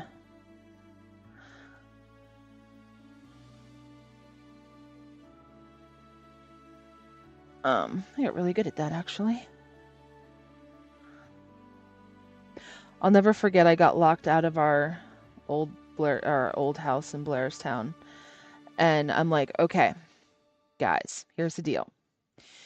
I know that my window is unlocked. So I just need you to bring your pickup truck over so that I can stand on it, so that I can climb through the window and get into the house. Nice. They're like, okay, I have a better idea. Like, okay. I will say to your credit, you live in an area where you can leave your windows unlocked. I wouldn't trust that here. Yeah, where I used to live, we had 8 acres of property on a dirt road. Oh, okay. That makes sense. There's nobody around. There's nobody around. And if you were robbing somebody there, then you really needed to be you needed to know that you were getting shot. Yeah. Like, I lived in a farming town. Fair. Okay, going back to what we were talking about regarding YouTube and getting paid. Apparently, as of this coming Tuesday, YouTube is going to be changing its policies now to where they only pay creators who, quote, use their real voice and produce original content. Making reused videos, copied content, low-effort uploads, and fully AI-generated videos will be ineligible for monetization. I'm okay with that. I am too, because it's like, yes, I make videos of gaming, but I also am smart enough to use, most of the time, my webcam. Mm-hmm. And at the same time, it's also one of those where it's like, you can tell it's my real voice. Yeah, I'm very tired of getting just full-on AI videos.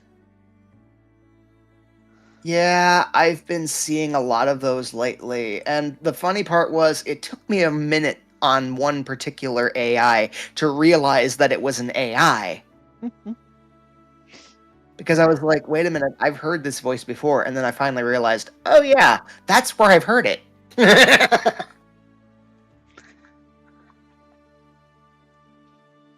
Okay, so the inside of this is now black. So now we're going to do the entire thing in this blue hydrangea color.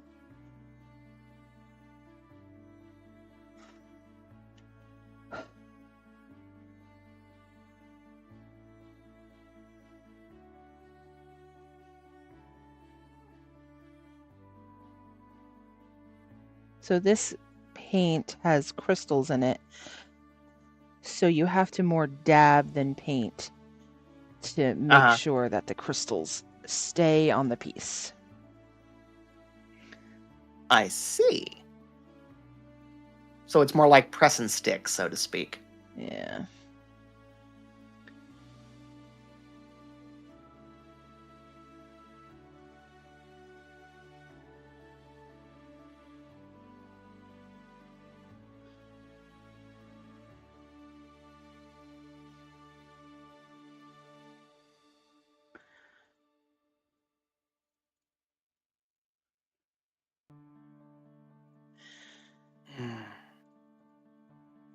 I think I have 3 more bowls to get done after this to fill the kiln I want to fill.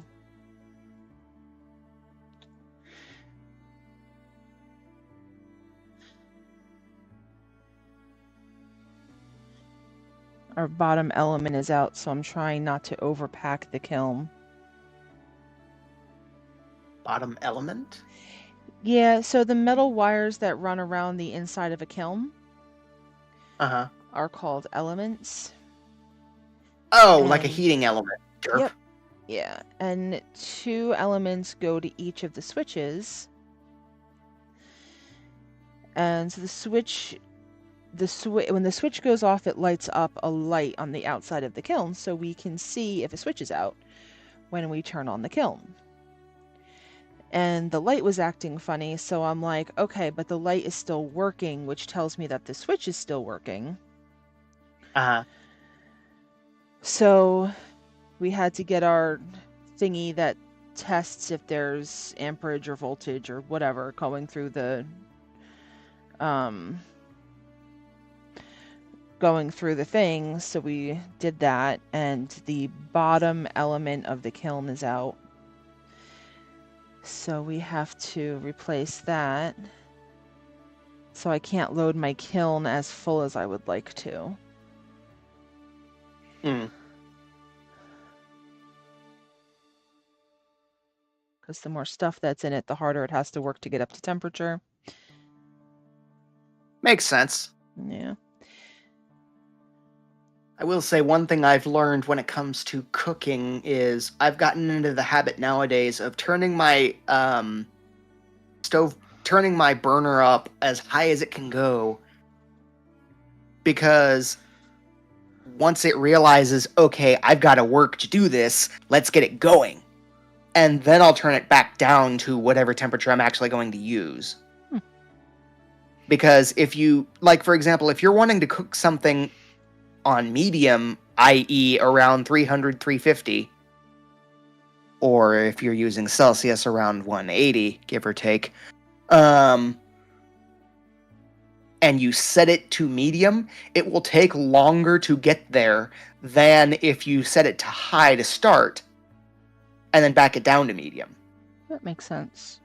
I've never thought about that, but that makes sense. Yeah, I came across that on a YouTube video, and I was like, really, that actually might be worth saving some time.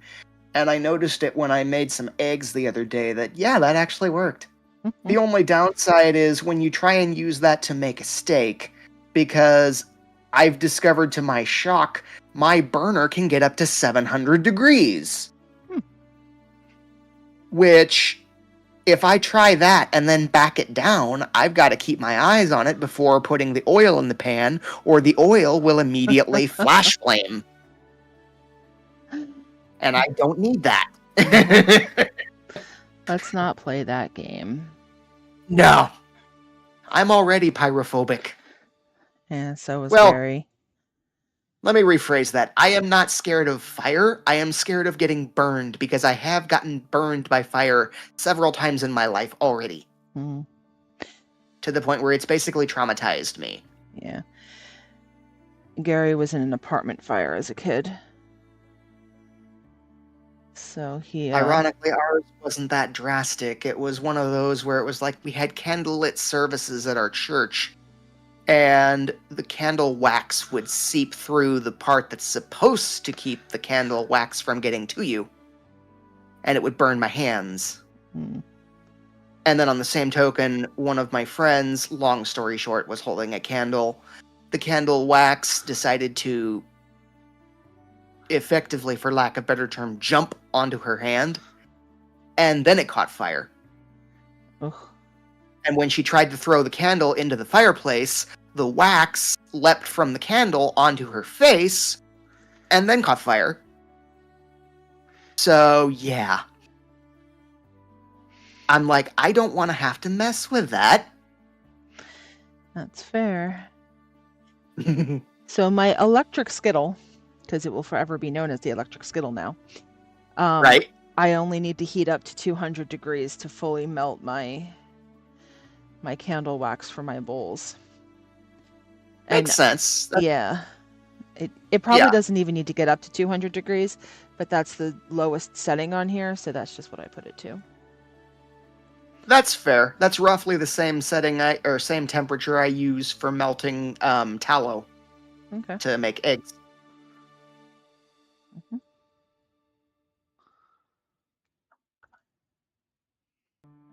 And then once the tallow is melted, I'll turn it up to where I set it to around 300, 350 to actually cook the eggs.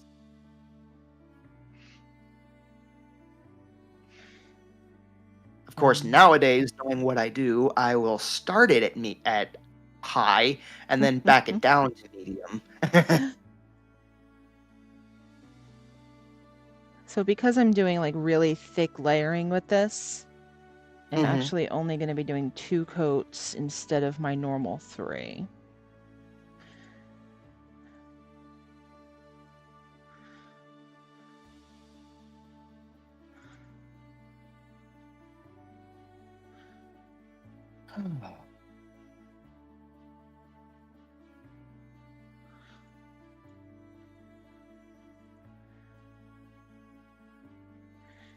Alright. So that is 2 coats on the outside. I'm going to let this sit and dry for a couple minutes. Oh, come on. And I will be right back. I'm going to go feed Lily. Cool. Okay. Do the top. Actually, we'll do the top at the end. So this is, I'm doing blue hydrangea on the outside of this, and then I'm doing black gloss on the inside, and then blue hydrangea over top of it. Which, it's already a kind of dark glaze, so I'm not quite sure if it's going to make any difference or not. But, we're gonna find out. But that needs to dry for a little bit. And I feel like I should head upstairs and grab 2 more bowls while I'm waiting for this to dry. So I think I'm going to do that. Actually, should I? I will wash these brushes.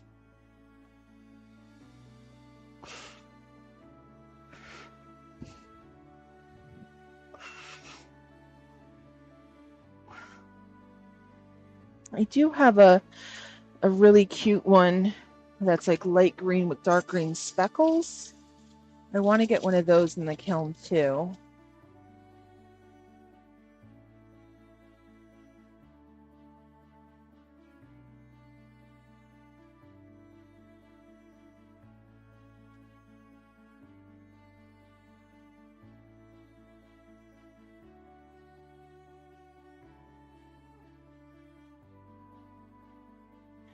I know that I'm going to be using up most of my paint doing these yarn bowls.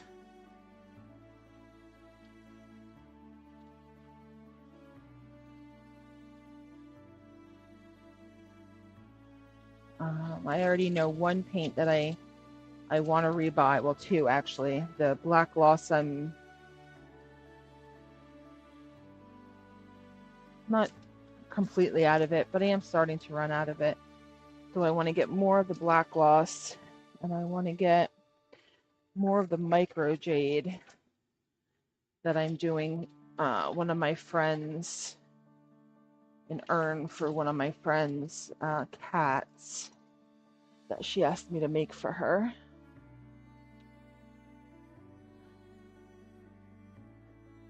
So those are the next two. I should have had Gary pick some up yesterday when he went to go visit Roger at Gem Mold, but I didn't. So next time we go down there, those two will be on the shopping list.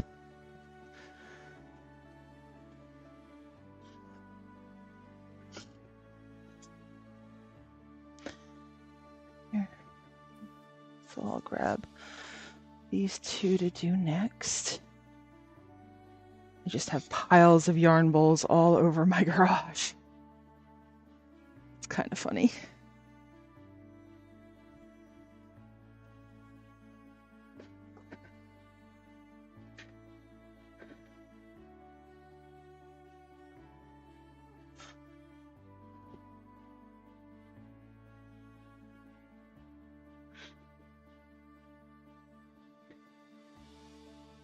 I have one bucket of reclaim left.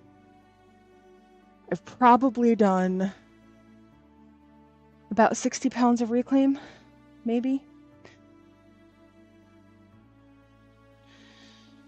with the reclaim from these bowls.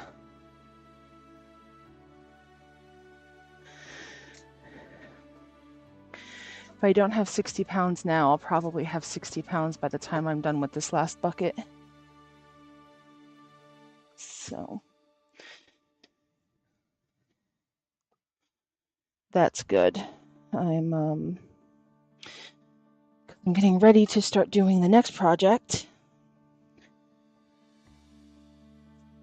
which I should be throwing for already, so that they can dry while I finish painting these bowls.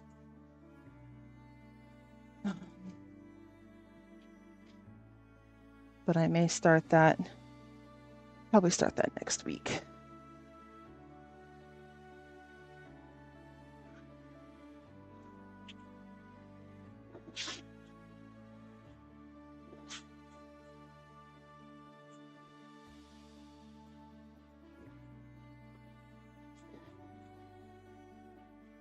I kind of like this bowl.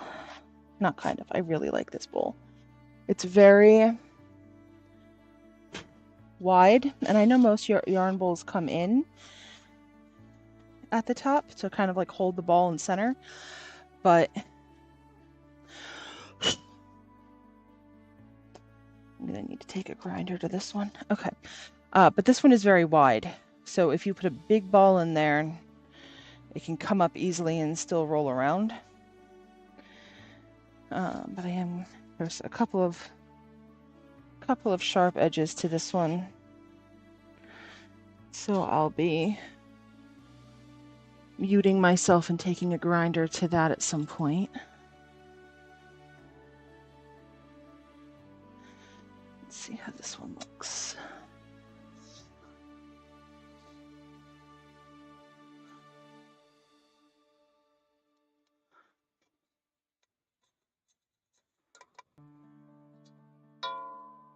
Dong. I love that sound. Okay.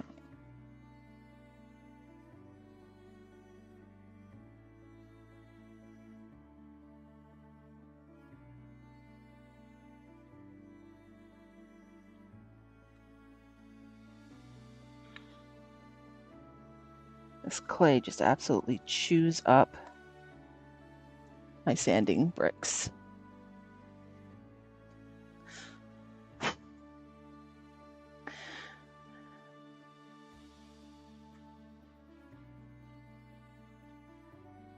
need to get a couple more of these.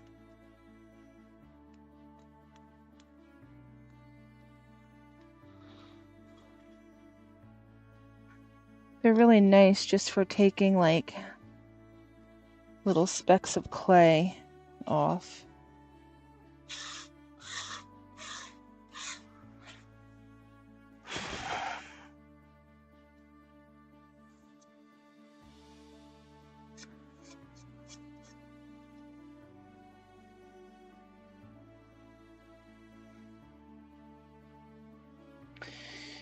All right. So I can't dip these yet because I do need to grind down a couple of spots.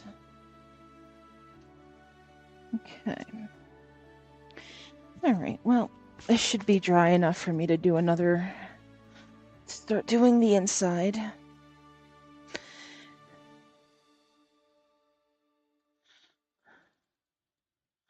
just chewed up my thumbnail picking clay off of that piece. Okay. So I have no games this weekend. No, that's a lie. I have my Sunday game this weekend. And actually, I was going to say that I don't need to do any prep work for this weekend, but that is a lie. They have a big battle this weekend with underground Duergar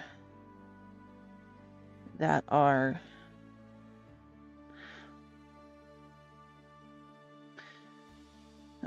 going to be coming out and attacking.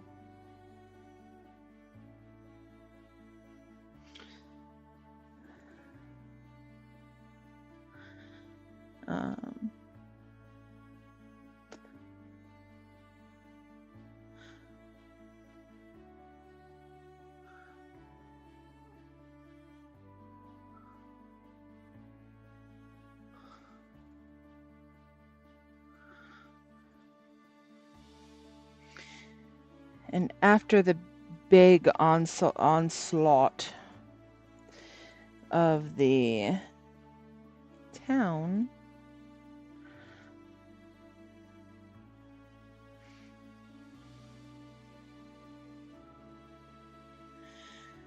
we're going to do just like an ending session of them kind of saying, you know,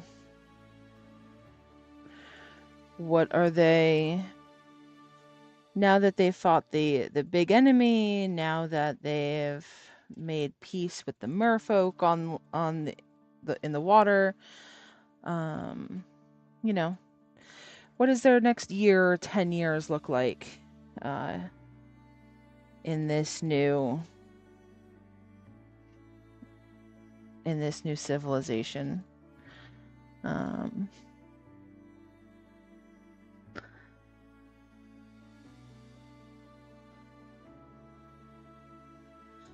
And after they kind of outro themselves out, then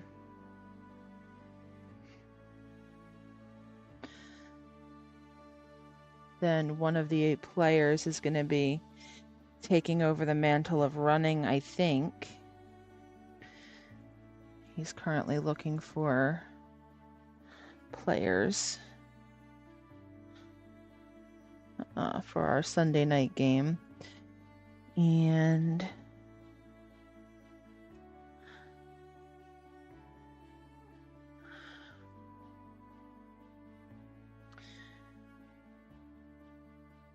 he's planning on running that through September, October.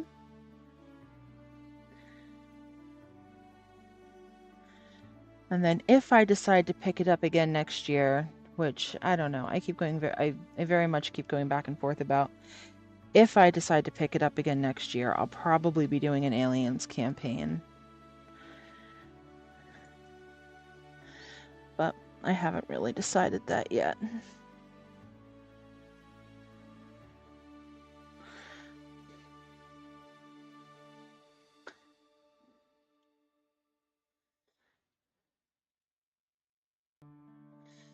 All right.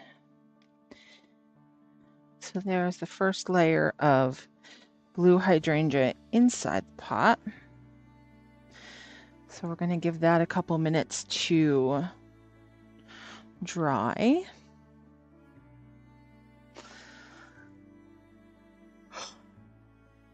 I'm probably going to paint this one, and then I'll do the clear coat on the splashy one. And then I'll probably head up for dinner.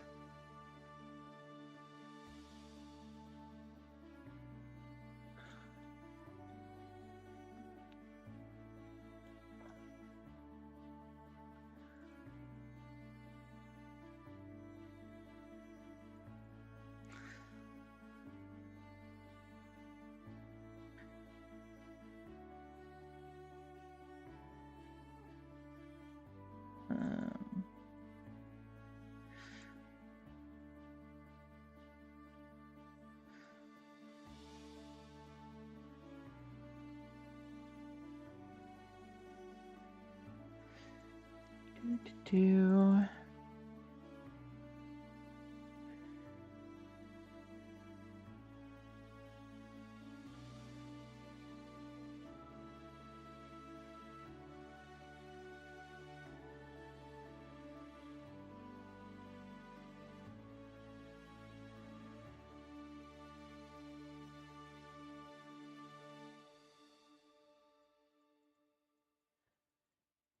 okay.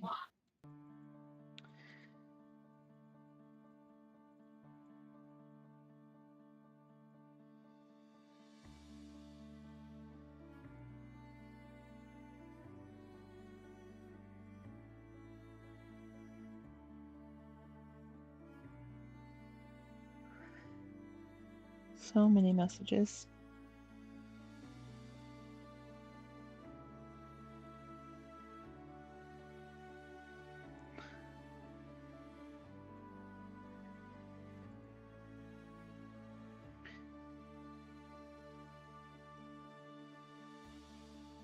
Ow.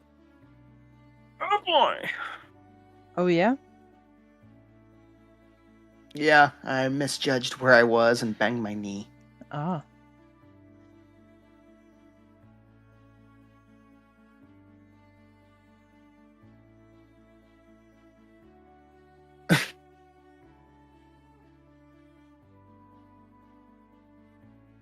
Okay.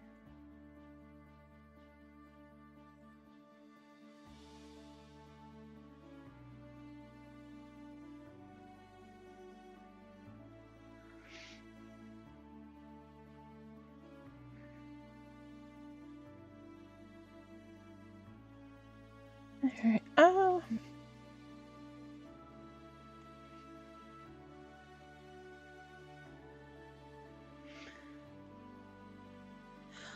I love touching wet glaze today, apparently, is the answer of the day. Okay. All right, we're going to do another quick coat on the inside here.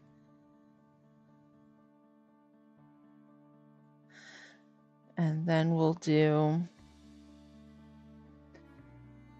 the rim. And then I'll go wash my hands, part 100. And I'll do the clear coat.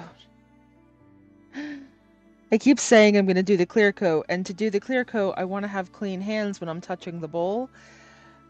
Right. But every time I touch the bowl to do the clear coat, I somehow screw it up.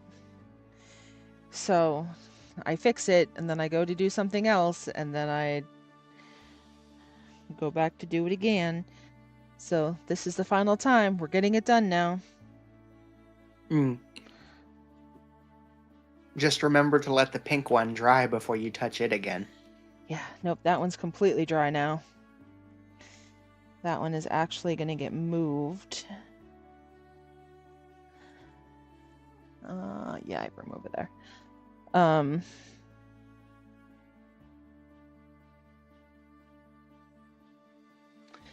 It's going to get moved. So here's a over question to the for you. shelving. Yeah. I've noticed that Lily has gotten to the point where she has started to, for lack of a better term, blow bubbles. Uh-huh. Is there a significance behind why she's doing that? I think it's just because she's learning how mouth works. I mean, That was my assumption, but I wasn't sure if there was something else that she's attempting to do. Yeah, I don't know. I'm assuming it's just learning how mouth works.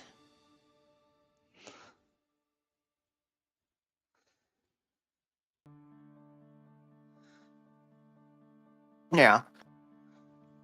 I mean, like, I wasn't sure if it was, like, trying to get our attention somehow. Typically, I found that if a child wants your attention, they're going to just scream or Fair. grab you if you're already holding them, or just grab you. Yeah, Jean has already figured out, be careful with your hair. Does she wear earrings? Most of the time, no. Be careful with earrings that are legitimate go through your ear earrings. Because, ow, ow, ow, ow, let go, let go, let go, let go, ow. Yeah. Happens on a regular basis. I bet. So, necklaces kind of suck because, like, necklaces can be broken, but Yep. earrings really suck because tearing the hole in your ear to be much wider or just the earring out of your ear is way worse. Yep. So, can't speak from experience, but I can imagine. yeah. Now, I will say on my end, I have to worry about her pulling my beard. Yeah. One of my nieces loved to yank on hair.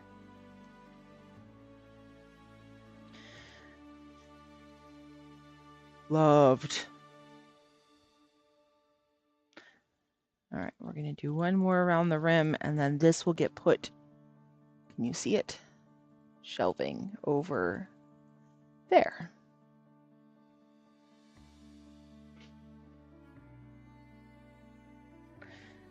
Because I will always say that Kyle is absolutely friggin' amazing for coming over and helping me put shelving up on my wall. Kai, as in the Kai I know? Kyle. Oh, I thought you said Kai. Gary used to work with him at McDonald's, and he loves doing anything with his hands. So when I was like, yeah, I'm going to put up shelving so that I have more flat space, but I have to go vertical. He was like, oh, well, when do you want me to come over? I'm off these days. Smooth. Yeah. So he came over and helped me with that project because he's amazing. Are my eyes playing tricks, or is that OBS straight ahead of where my view would be? Yeah. So that, hold on, what can you say? Okay. So this here is my computer in a filter box so that all of this clay and ceramic dust and whatnot doesn't screw with the computer. And then this behind my white tree right here is my wheel. And then that is my primary monitor, which is really just a big TV that my friend was nice enough to give me after we helped him move. So yes, that is, and then I clone that monitor with this TV over here that sits right next to me. So yeah, so I have OBS open over there with my chat. So that while I'm throwing, I just have to look to my left so I can see all my stuff. How do you clone the monitor? So Gary was amazing. And this is a drop ceiling. So he dropped down wires, one for my camera and the HDMI cable out of my second HDMI port or video port or whatever it was, doesn't matter. And Yeah. instead of extending your monitor, you duplicate your monitor. And so you can see the same thing in both places. Sure, that makes sense. I can't believe I didn't think of that. Because I don't need to see anything different. I just need to see my OBS and my chat over here. Yeah. So, and then I just carry my mouse back and forth. Where in my case, I extend my monitor so I can do more than one thing on my screens. Right. Yeah. We have 3 monitors upstairs and they're all extended. But down here, it doesn't really make sense for us to do that. No, it does not. So, all right. So this blue hydrangea is done. So I'm going to take this guy and I'm going to go put it on the shelving. And I'm going to wash my hands. And then I'm I'll be going to do right my back. clear coat.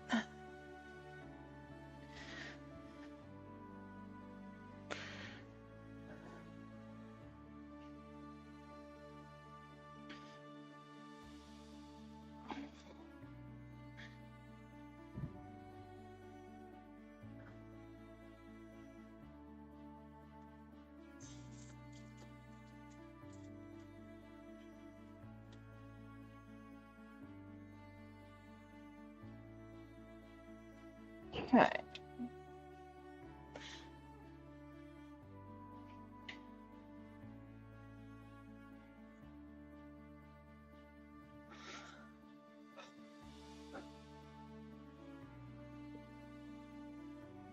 Okay.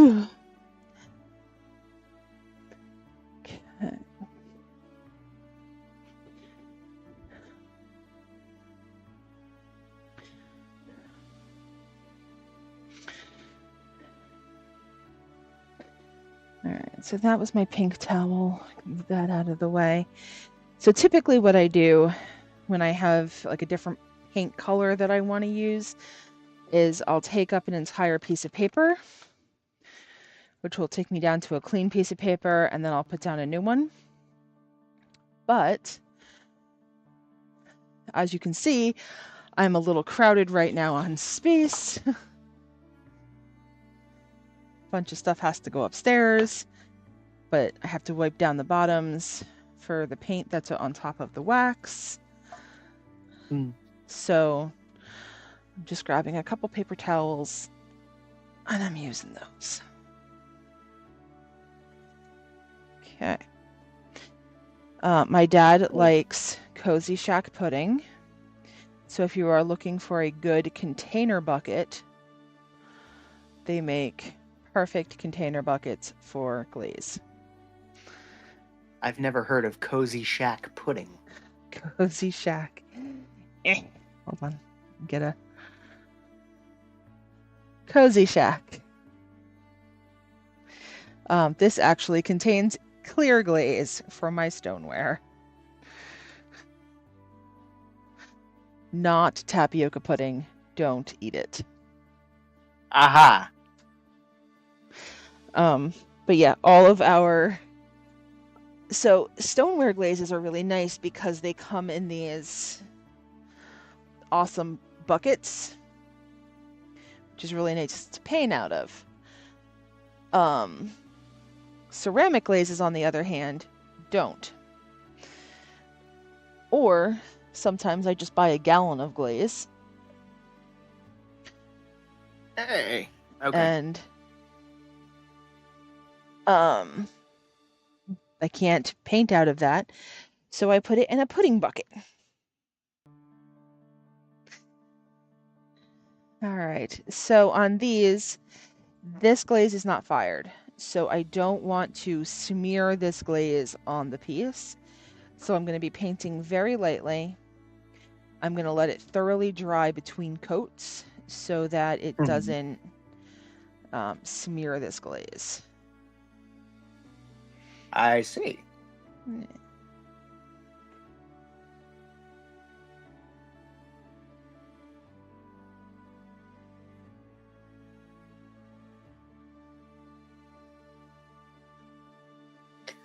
Oh.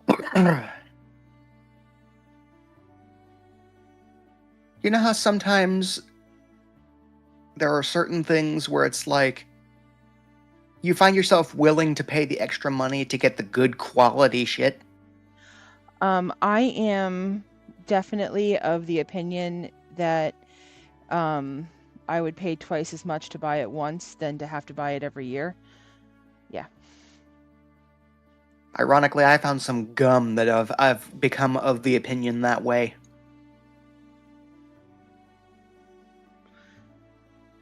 I can't think of the gum that I used to chew. This one is from a brand they just call Underbrush.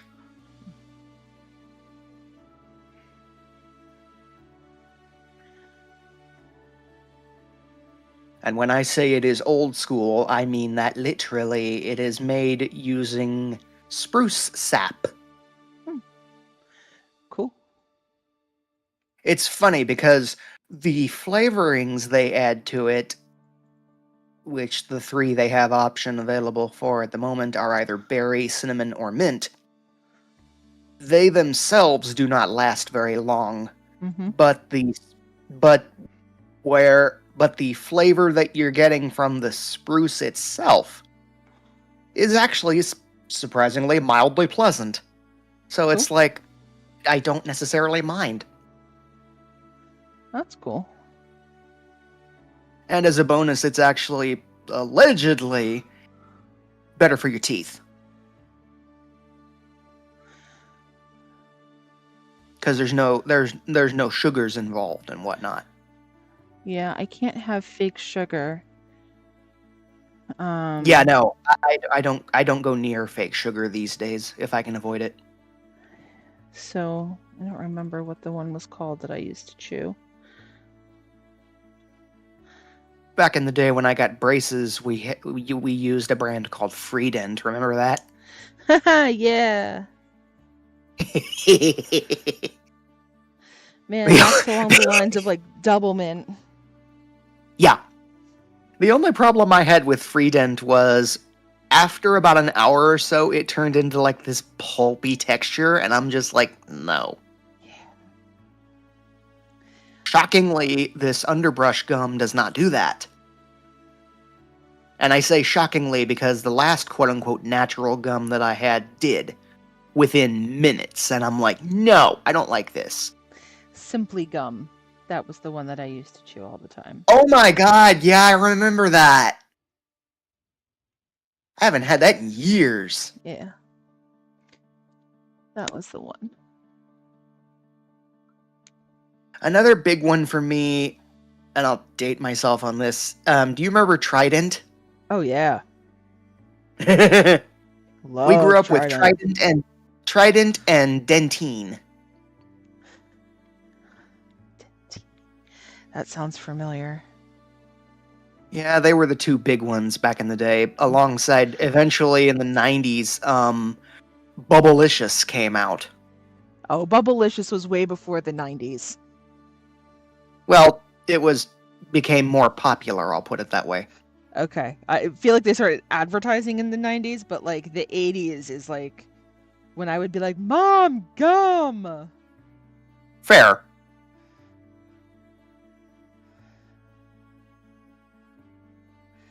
Now I'm curious. Not to be confused with Hubba Bubba. Yes, I hated Hubba Bubba, but I always got it. I was obsessed with it. Yeah. Okay, wait. 1977 is when Bubblicious came out. Wow!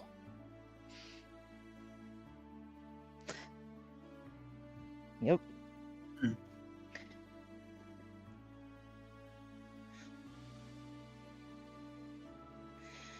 And then another one I remember, and to this day, I still don't mind when I can find it. Did you ever buy what they called bubble tape? Yes! We have a store here called Five Below that always has it in stock. Yes! I never I know actually buy it, but like, yeah. That is an adorable little store. We used to have something like that around here.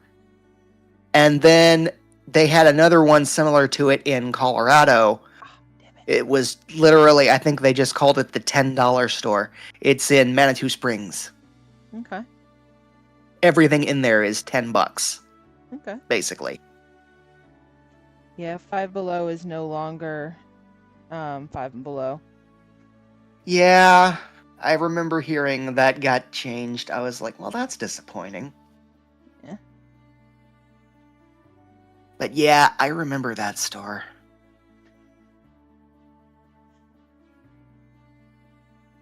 But yeah, bubble tape is one of those where it's like, even to this day, I'm like, if I can find it and I have money for it, I will grab it. I know that it's artificial as blazes, but I don't care. Nostalgia kind of takes the cake on that one.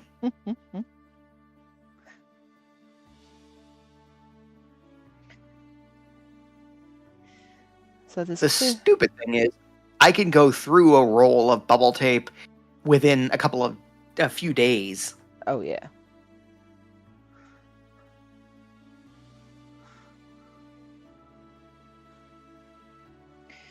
So this clear only needs 2 coats. I don't need to do 3 coats with it. Because there's no pigment in it that I'm trying to get out.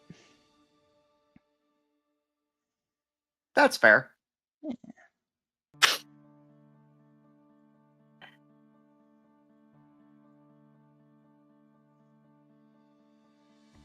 So it was funny. I was talking with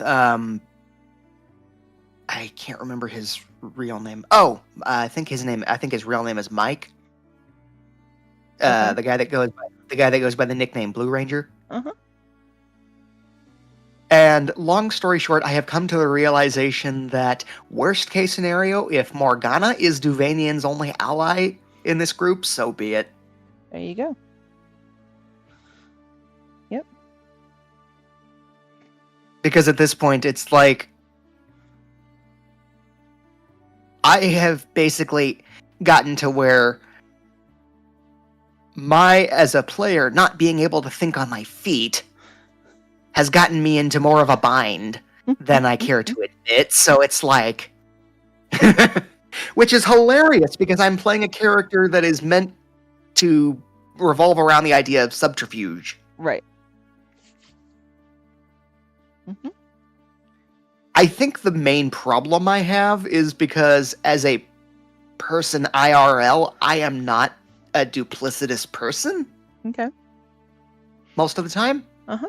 And so it's like trying to come up with a lie on my feet. I'm like, I don't know. And it's not just having to come up with a lie. It's having to come up with a lie and then remember the lie that you told. That too. That's why I find it hilarious. I saw a post on Facebook that I identified with. It says, I don't have the time or patience to be fake. What you see is what you get. Mm-hmm. Yep. And in my case, I also don't have the memory to be fake because I won't remember which story I told for what.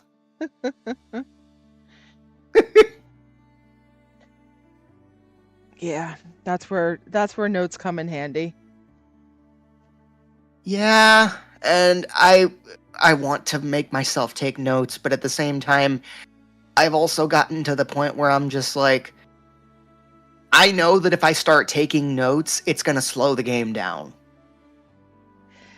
I'm trying to, and I didn't do it last time, and I'm really disappointed in myself, which is why I kind of wanted to go live on Roll With Us to kind of work on it.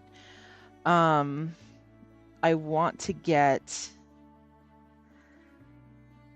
more of the town fleshed out, and then with more of the town being fleshed out, I want to finish my newest letter to my grandson in game so that I can have the notes for the session.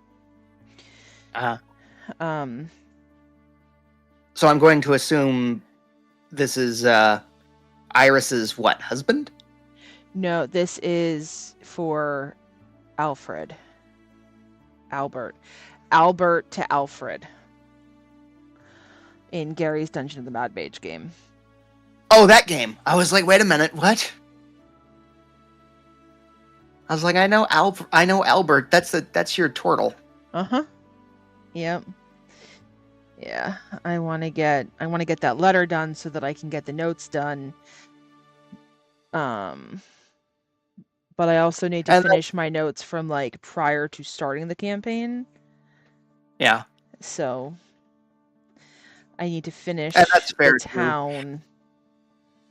Eventually, I plan on fleshing out a more broad backstory for Melody, but at the same time, it's one of those where it's like I'm already basing her off of a character that technically has a backstory, but one that won't, strictly speaking, work in game unless I decide to take her down a warlock path. Okay. And I say warlock path loosely because the character she's based on. Oh, I can't tell if he's talking to you or not. He was talking to me, and I ignored him because I was listening to you. I'm sorry. I just now noticed he was on screen. I was like, oh shit. I said, yes, Gary was talking to me, but I ignored him because I was listening to you while I was on stream, or while I'm on stream. Oh. But all that to say, yeah, the character that she's based on technically did make a deal with somebody in order to gain her current abilities. Although the character on whom she is based only had those abilities temporarily. Granted, as far as D&D is concerned, I don't necessarily think there's a way to make said abilities temporary, nor would I want them to be. It would be more along the lines of she might go down the warlock path temporarily and then focus more on the bard path. But we'll cross that bridge if we come to it. What kind of abilities? And do you already have them? Ironically, most of them, yes, but at the time it was one of those where it was like, I didn't necessarily think I wanted to give her a warlock levels, because I couldn't think of a way to justify them. Where ironically, nowadays, I could see doing so, but it would effectively almost be retconning. On the other hand, I could also just see her taking the next 8 levels in Warlock, but on the other hand, it's one of those where it's like, she's already technically, most of the abilities that she would have gained story-wise, she has them from her, not ancestry, that's the wrong word, species. Oh yeah, species, yep. So it's technically moot. Okay. So what do you still want?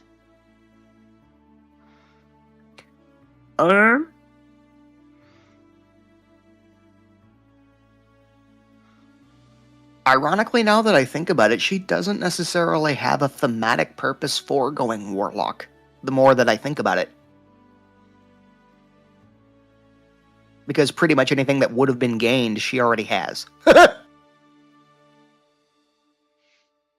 Yeah, the only reason that Albert, I keep changing his name, which is not good, No. would go Warlock is some kind of, I don't even know, some kind of deal that would save a ridiculous amount of people. Yeah. I will say, for what it's worth, if I were just going to invent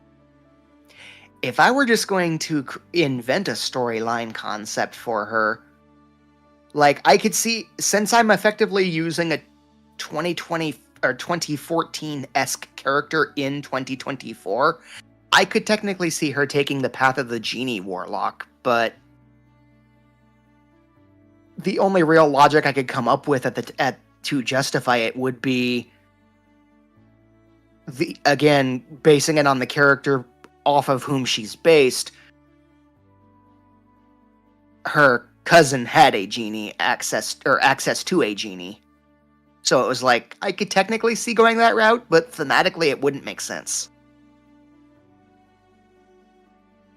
Yeah, something would have to happen in this story for, like, I'm going to kill all of these people unless Right? you decide to worship me. Well, fuck. Alright.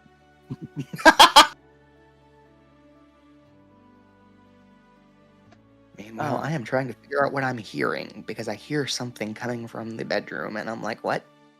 Mm-hmm.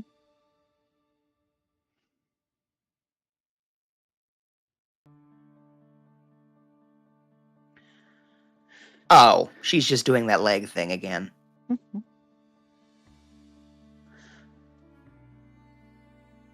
I was like, what on earth are you doing? Gotta strengthen Because sometimes those she'll... legs to learn to walk. Right. Well, no, it's funny, because sometimes she will position herself to where she is perpendicular, for lack of a better term, with the crib. Yeah. To where she's got her head on one side of against one side of the bars, and her feet against the other side of the bars, you know? Uh-huh. And she'll do that leg thing to where she's kicking against the bars, and I'm like, okay. And I have to remind myself that's what she's doing, because it's like, otherwise it sounds like she's crashing into the bars, and I'm like, no.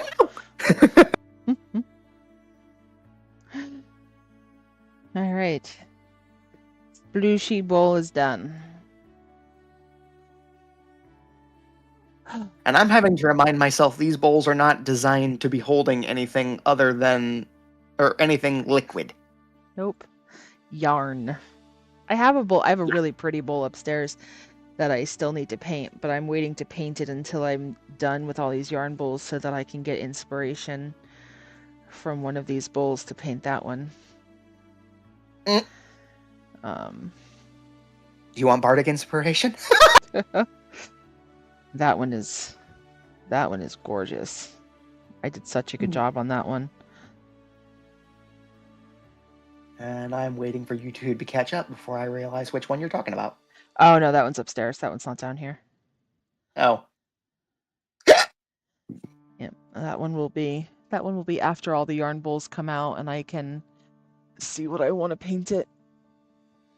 That's fair. My dog gave me poison ivy and my neck is so itchy now.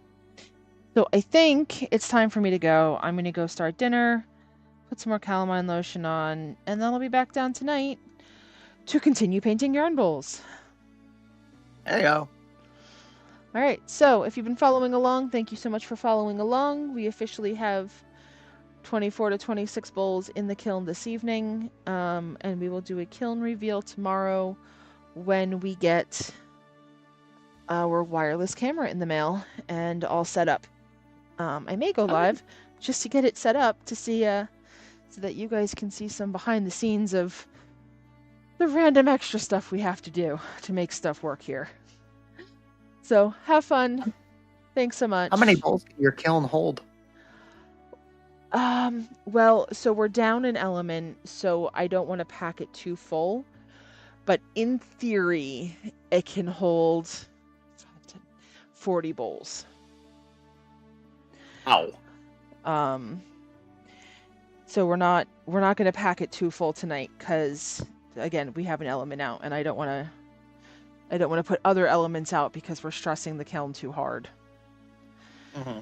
So that's why we're doing 24 to 26 tonight. We're doing 4 on each shelf. On the top shelf, I might do 5 on each shelf because it's so far away from the other element. But yeah, that's what we're doing. All right.